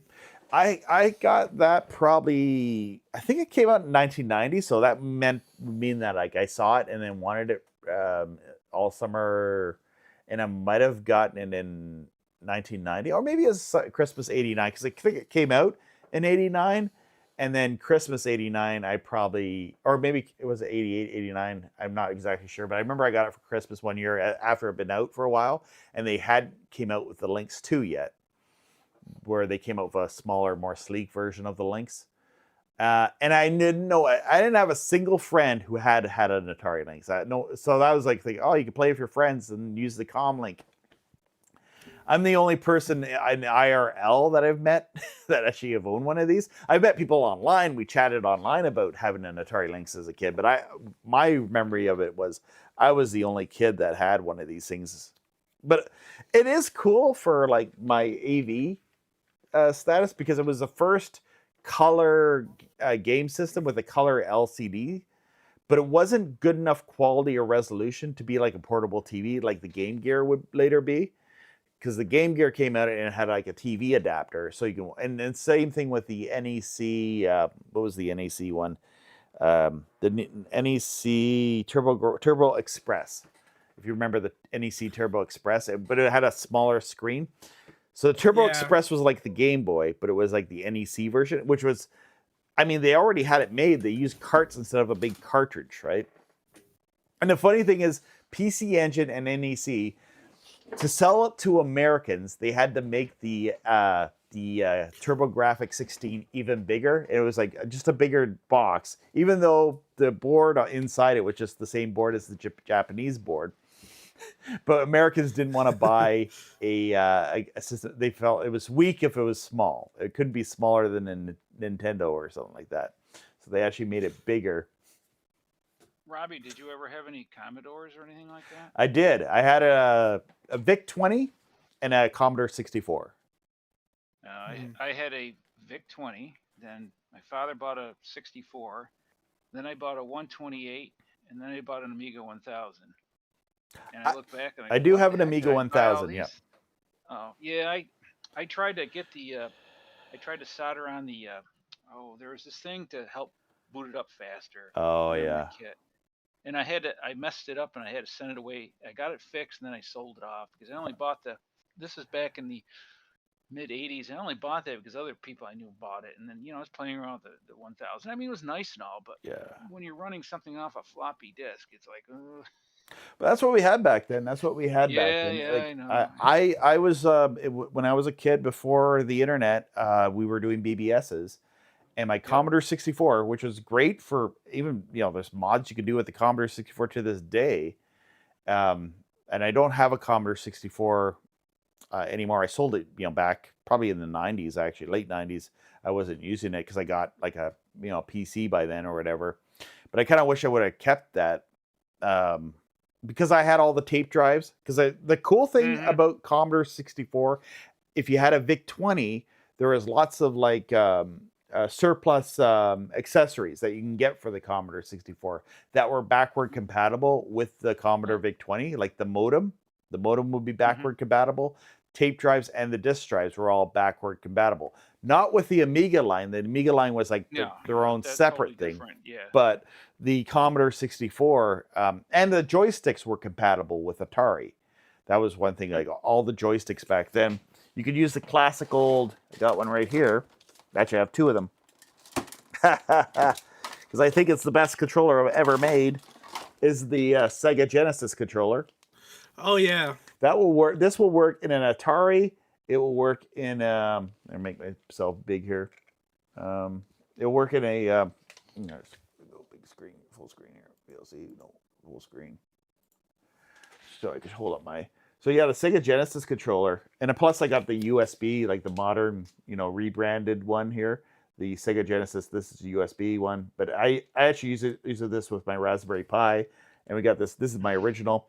I think I bought a bunch of these because like I was into retro gaming before it was even called retro gaming, and I would buy these because they would plug into everything.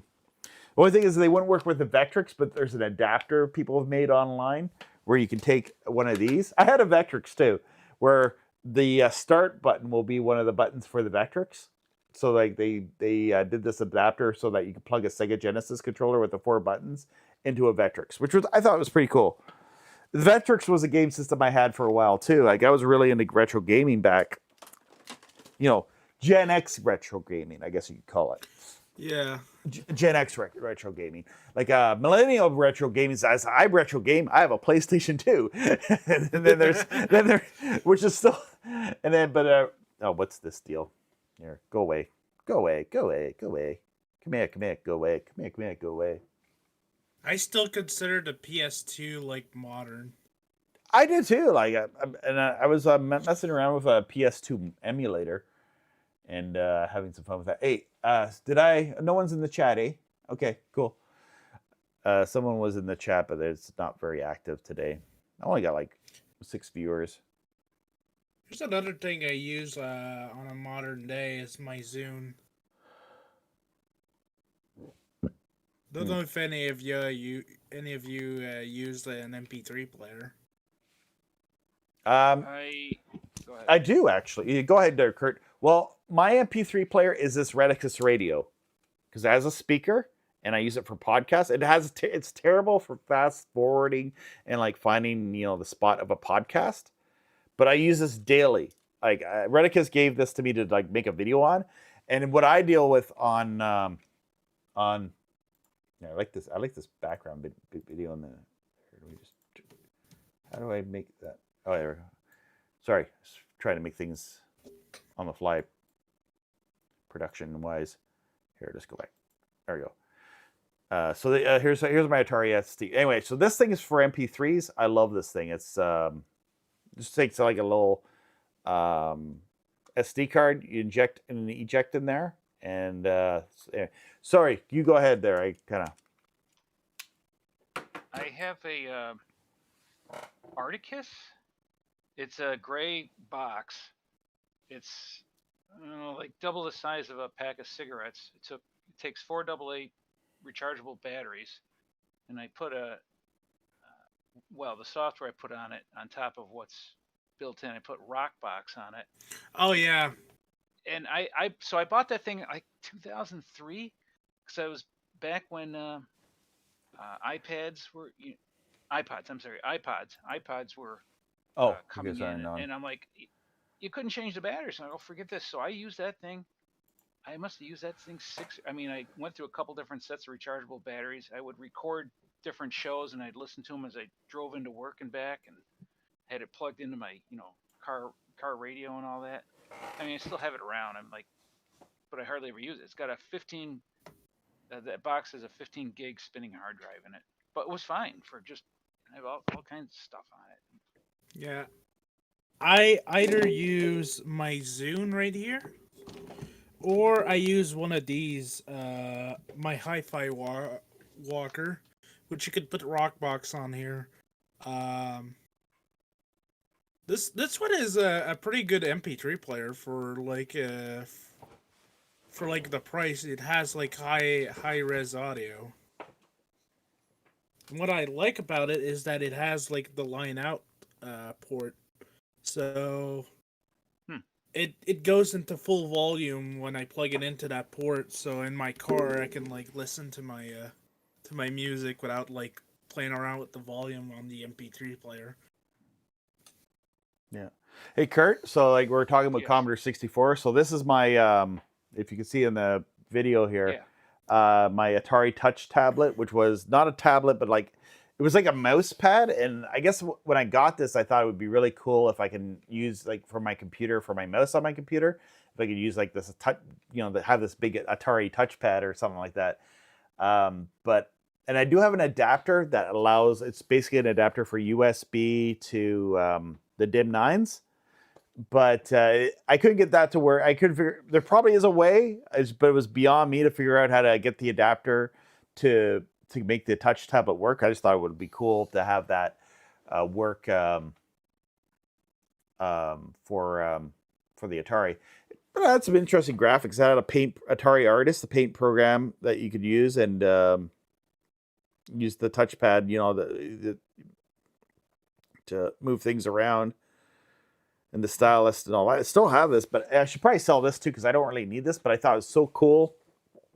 I wanted to make this video about it just to have a look at it because I love Atari stuff. And I know a few people that really love Atari stuff that maybe I should send it to if they wanted to do a video on it that are big into like the gaming and hardware community. This is for which Atari?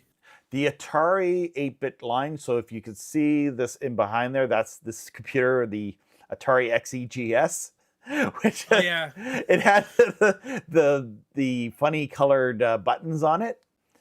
The M&M button. The M&M buttons. I bought that Well, I didn't buy that thing. My grandfather got that for me for Christmas. I got too many cheap consoles. Like they were under $100 back in in the late 90s. They're all on clearance. They're trying to get rid of it, and then I don't know. I shouldn't have even I should have got an Amiga if I should have gotten anything. Really, it would have been more powerful and better computer for doing this type stuff. But You said you had one at one time? my wife has has an Amiga, but the memory's gone bad on it. It was modded. The memory was modded, so when I put a new, I think I bent some of the wiring when I changed it to a new hard drive, not a hard drive, what's the floppy drive emulator where you can run USB sticks into them and run all the software for them. Because but the Amiga 1000 was a trickier one because it's more rare. Not enough people mod them Yeah, that's what I did with mine. Like I said, that's what I did with mine. It was for the Kickstart stuff, so Yeah. I had to get it off the floppy. And if but I it had the money, or if I had knew someone soldered with the in. know-how to send it away to, so they could fix it, and maybe even add a vampire card to it, I think that's probably would be the select. The idea if they're able to do that even, or if the thing's just toast at this point. I'm not sure. I still have it because it's like pretty cool technology, and It's like I still have a satellite. What do you call it? I got a receiver that is analog, but I just have it so I could move it. Oh, yeah. Use it to move the dish, but I don't use the the actuator, this pole that goes in. I'm like, I don't, but I have it sitting around in case I need it. And then I'm like, and I did catch C-SPAN. How many years ago was that? Now was that even before the pandemic when they stopped broadcasting the analog? It's like, oh, I better get out there. And so I got it. I got it on analog. Okay, here's the last analog channel. And now it's gone. yeah, I did tune this, and mine was kind of botched for whatever reason. If I plugged it into the satellite dish, it was snowy, and I did a weird thing with the cable, and I had to loop out I used a ViewSat receiver to change the polarity, because it was like a modern LMB with the vertical and the horizontal, so it's electronically switched. So I had to trick it by basically scanning a vertical. I forget if it's a vertical or horizontal. Here's where I had here's the Amiga running before I updated it, and it broke it. And the touch Did tablet your did. wife ever forgive No, you for that? she's no. I slept on the couch.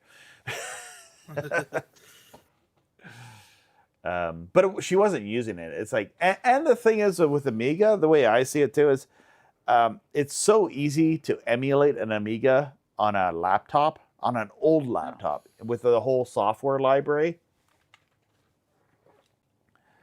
I know people love like original hardware, but when you don't have all the space, like you don't have a basement like the Angry Video Game Nerd, where you can have a whole basement dedicated to retro games.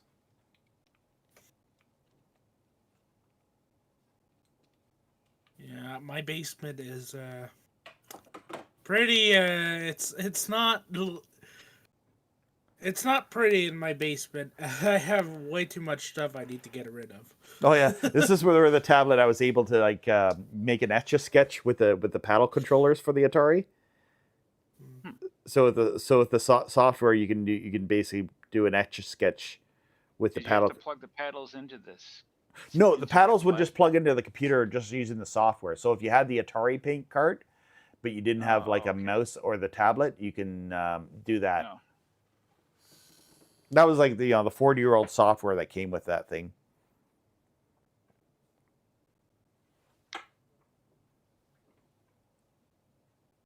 Could you save like your art that you did on here? Yeah, you needed like a tape drive or a disk drive. But yeah, you can save stuff on it too, and they have color palettes and things like that. I thought it was pretty cool. I'm not an art guy. I just like technology. It's like I do like MIDI to a keyboard type stuff. But the thing is, I'm not very good with music. But I can play around with like a composing program, and yeah. I just thought that was something cool, and I want. Oh, does it work with the pen? Yeah, I'm able to move it with just touching it, which was kind of neat. But it's so old, it feels like the bag part's gonna come off there at the bottom. Anyway, that's the Atari tablet, which not a tablet. How do I go back? Something like that. There, I got rid of it. All right. What else are we gonna talk about? Let's check on the chat.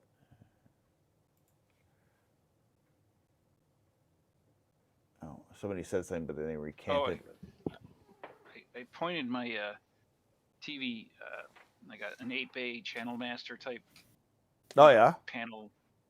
So I point it towards Syracuse most of the time, but I know I can get Schenectady. So I pointed like 3 or 4 days ago. I pointed it around, and I was able to get from Schenectady area channel. These are the virtual channels, of course. 10, 13, and 17. 17 is a PBS channel, and I forgot what the other one's got ABC on it, and so I was able to get those. But of course, I lost some of the Syracuse stuff. So I'm like, okay, I can get it. So then I turned it around and did a rescan of my TVs and said, okay, I can still get it.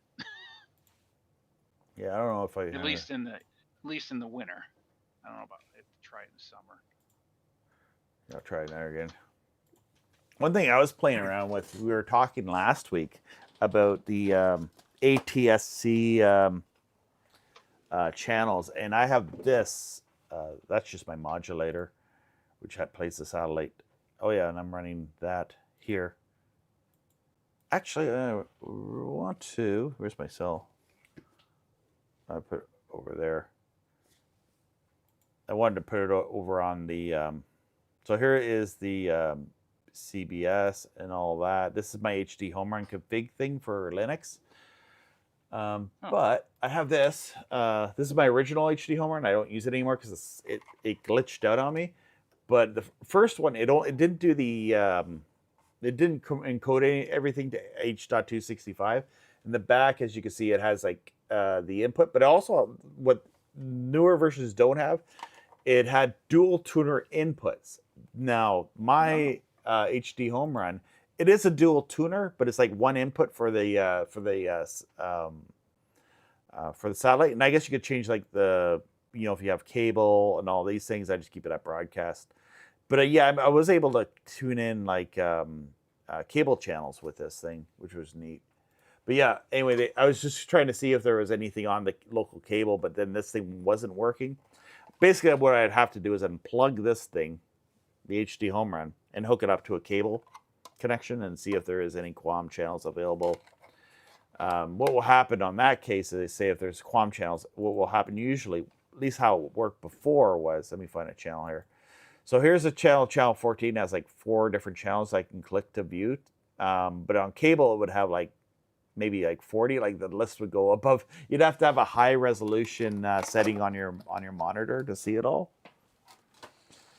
Anyway, that's my old HDHomeRun. I have the HDHomeRun Extend. I don't have the new ATSC 3.0 HDHomeRun. No, I don't either. I'll have to see which. I'm gonna see what I've got for home run, what model it is.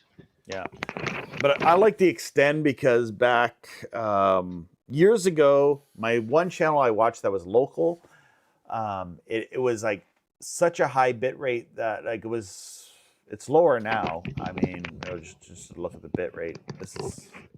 Yeah, mine's a smaller box. It's gray on the Professional sides. It says dual goers. What are ATSC tuner on it. It's like maybe a little bit bigger than a pack of cigarettes. I mean, it works and all. I just haven't found a need. I've got 3 out of 4 of my TVs are connected to the antenna with I got an amplifier in the basement. Yeah, I tried to unfortunately I can't. So here's like here's the religious channel that I'm pulling off of that to the HDHomeRun, and it shows like the 127 home address UDP. Anyway, so this is like 2 megabytes per second, megabytes. What is it, megabytes or megabits? My dyslexia might be. And then there's Antenna TV, which Antenna TV is very low quality. Oh, maybe this one seems to have better quality now. How big a bit rate is that? It looks pixelated on VLC here. It's commercial now, anyway. So that looks pixelated. I tried to contact the landlord, and they said to me I couldn't put a dish even for free TV. Yeah, it's weird in Canada. We don't have a FCC law for that. So this thing here here's a commercial. This channel is like 1080i, and it used to be like clunky, but now it's encoding it to make it half the size. So Robbie, back to satellite free-to-air stuff. Do you find too many H.256 channels On satellite? H.256? No, I haven't seen any. It's H.265, but 65. I'm sorry, 65. Yeah. You're right. Yeah, I didn't even realize. I didn't know there was a change. They changed it or whatever. No, it's like where they'll figure out a way for the to squeeze an HD channel into a very, very tight bandwidth. Like, I don't know, can they do any more than what they are doing now? I don't understand all the. Patrick kind of understands that, but then yeah.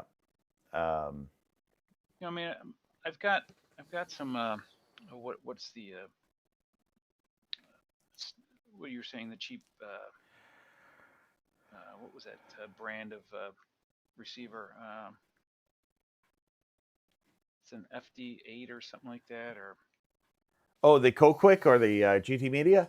GT, yeah, I got a couple GT ones, but I don't think they do H.265, and I'm like wondering, I'm thinking, well, I don't use this, I don't get out there that much to see them anyways, and I'm thinking, well, if I bought a new one, I'd have that feature, and I'm like, well, do I need it? And I'm like, I mean, I bought like H.265 receivers probably over 5 years ago now, or it's been over 5 years since I've had, and they all pretty much pick up just about everything. And that's, but there's not. I don't think there's a ton of free. Yeah, I'd have to go out on the channels and see. I think the only one, and they shut it down, was the NASA channel, and it had like the 4K channel. The one 4K channel, because 4K was going to be the future of broadcast TV, remember? And we're still waiting for that. Almost a decade later. They shut down the NASA channel? That's the channel I wanted to watch on satellite. Well, you can watch it online, but yeah, it's especially with the Ares moon landing where they keep pushing it back. But you can watch like live. They would have like live spacewalks. And they always would like replay the NASA video file stuff, so you could see what was going on. So it was a cool channel to watch in a time where NASA and space flight over the last 20 years, really there hasn't been as much interest in it. Like, I'm a Gen Xer, so like I grew up when there was Star Wars was really popular, and space was really, the space shuttle had a lot of interest. They always talked about that on TV. Even it seems like now it's like you don't hear as much about space, or you're like a nerd that follows it. Like, I thought it was kind of cool when they had the Mars helicopter, and I think it's not flying now because it broke, and it wouldn't fly all the time on Mars. Like, they would book a day and have a mission, and then, be flying the helicopter. They had some videos of the helicopter flying on Mars, but I guess it didn't work very well. Go figure, the atmosphere is not thick enough to really, for the helicopter to fly very well. But I mean, they got to fly on Mars, so maybe they can figure out, some brilliant engineering people can figure out how to do that. Or maybe they can, and no one wants to listen to them because they're... What does the mother say? She said she was I didn't understand what she said. She was whispering. Oh yeah.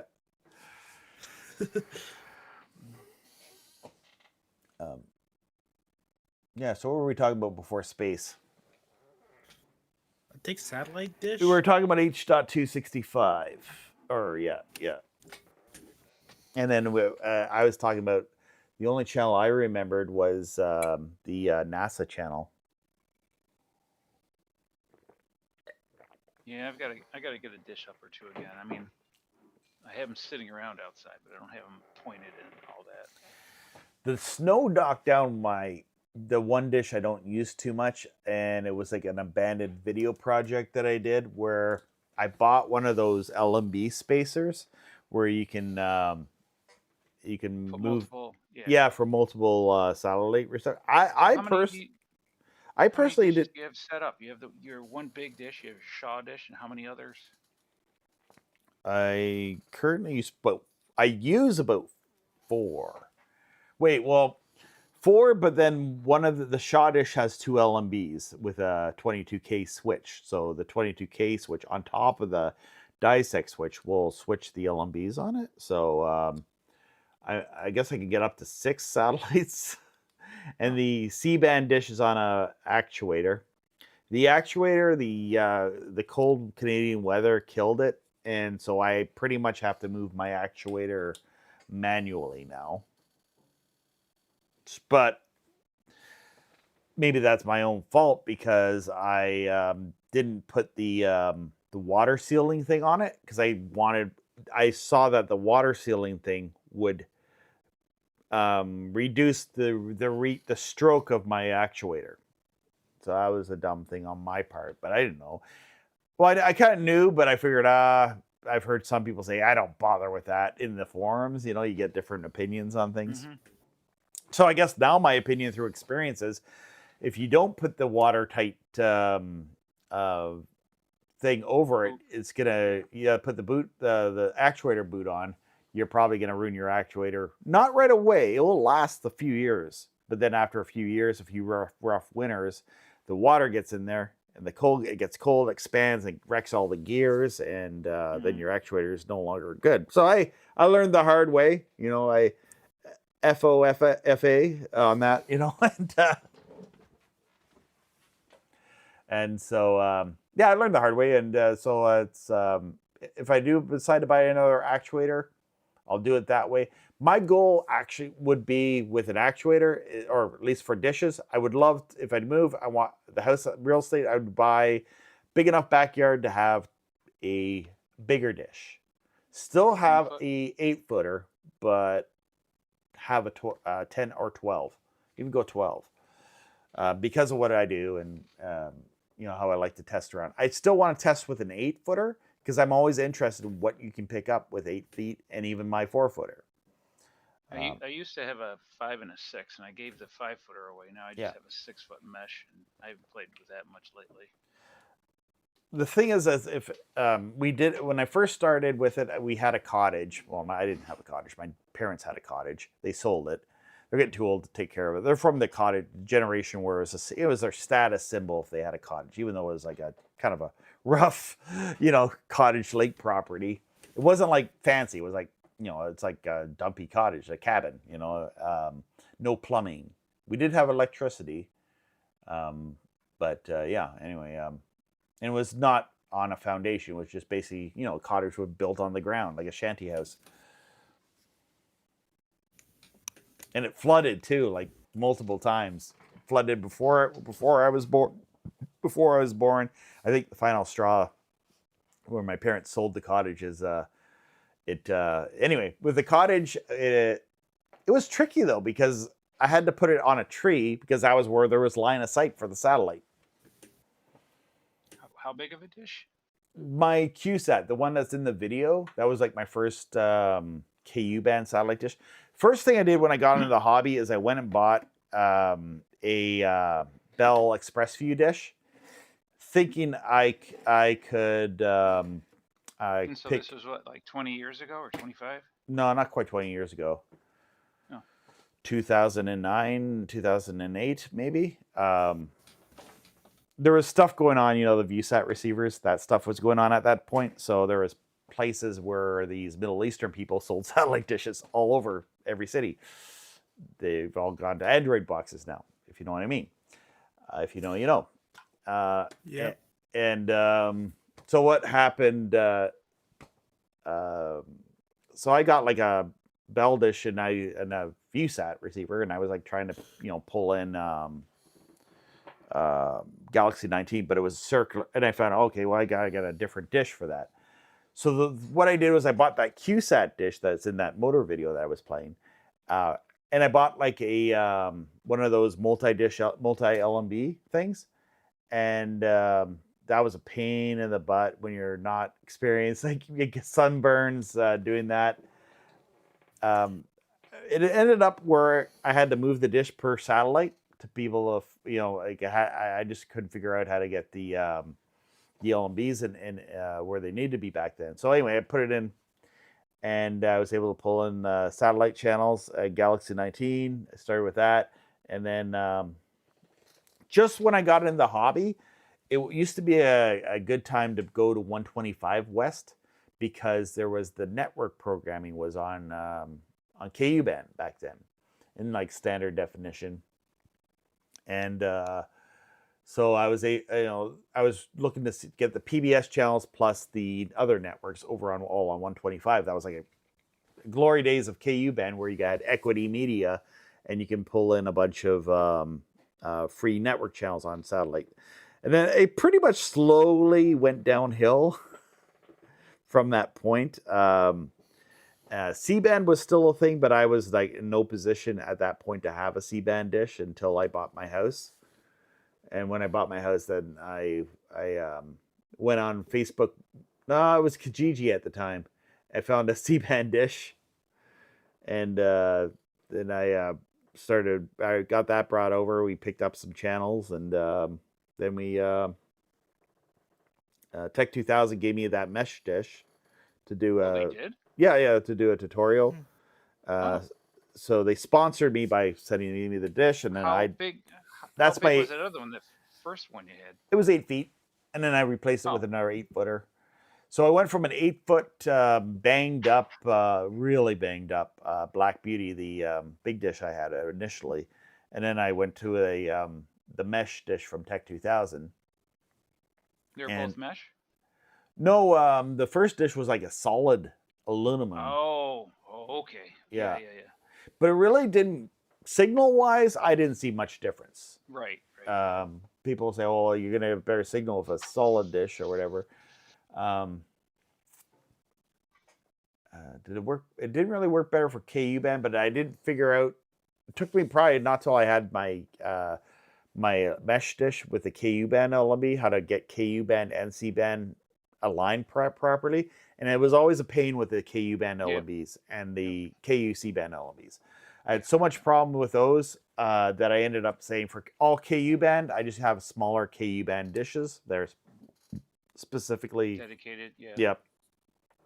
And what I do for C band is I just have a big C band dish that's dedicated for C band because I find that's what works best for me. So we did that, and that's what we. Yeah, this show's really become a satellite show today. I wasn't sure if we'd veer off into other. Well, we talked about Atari and computer stuff as well, and I didn't go too deep in any political or news stuff because I figured, hey, maybe there's so much stuff going on right now in the world. I wanted to be more tech-based because I figured people probably want to break. They come to me, maybe they want to break from, the news channels. And then that's fine. The reason why I talked about Press TV, because it was satellite related news. And it's interesting what the government would be doing to block, if they have they're at war with somebody, how they would block their English news propaganda coming into your country or whatever. Or if they're blocking it, or I don't want, or did they shut it down? And I still don't 100% know why. It suggested that it was cyber attacks, so or maybe Iran shut down their internet, because Iran did have their internet shut down just a few weeks ago. They had protests, an uprising protest, and then they shut down the internet.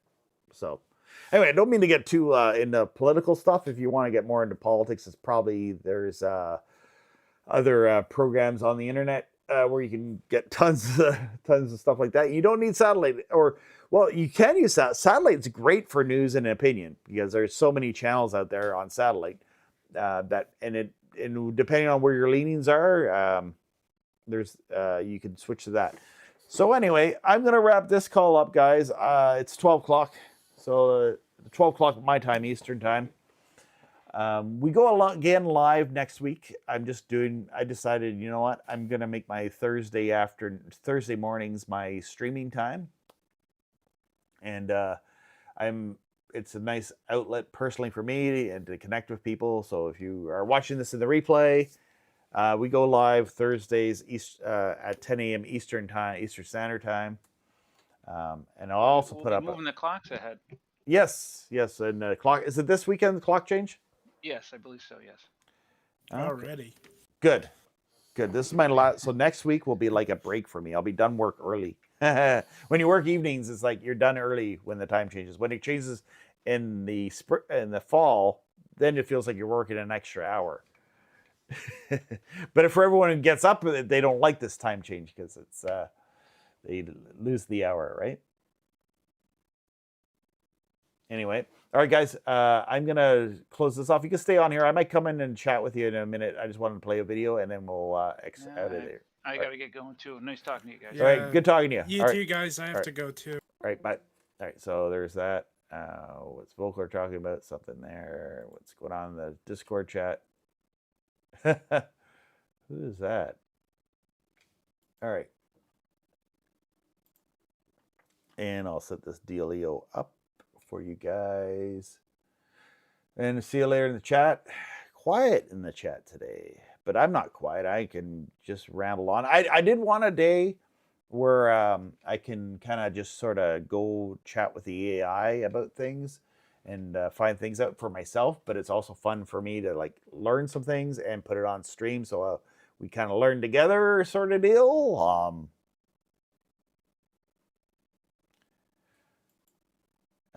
Where is that video I wanted to go out with? Maybe I botched this deal here. I'll put this here.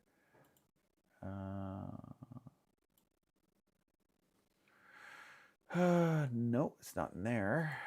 I had it. I really botched this up. That's not there.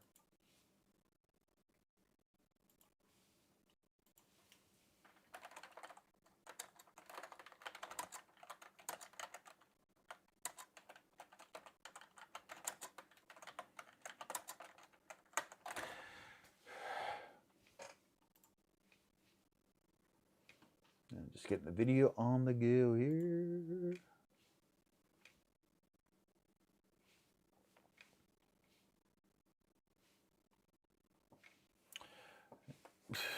And I'm going through YouTube, so I have to play an ad. All right, here we go. Got that. I'm gonna mute.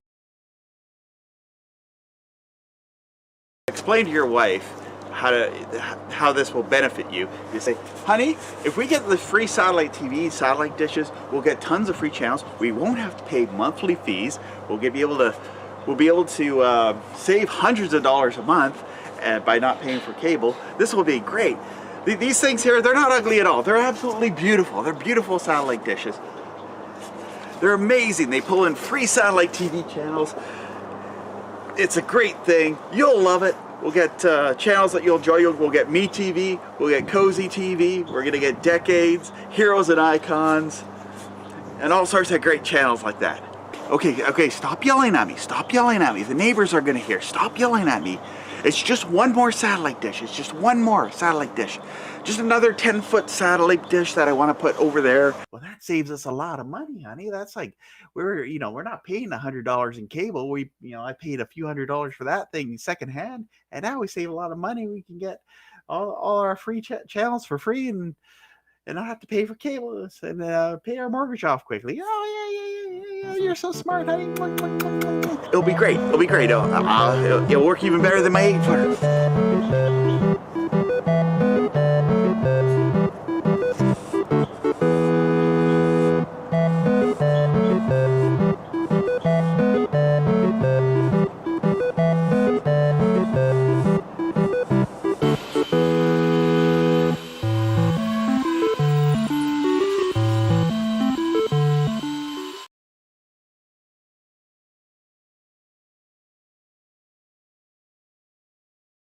And we are going to go live here, which started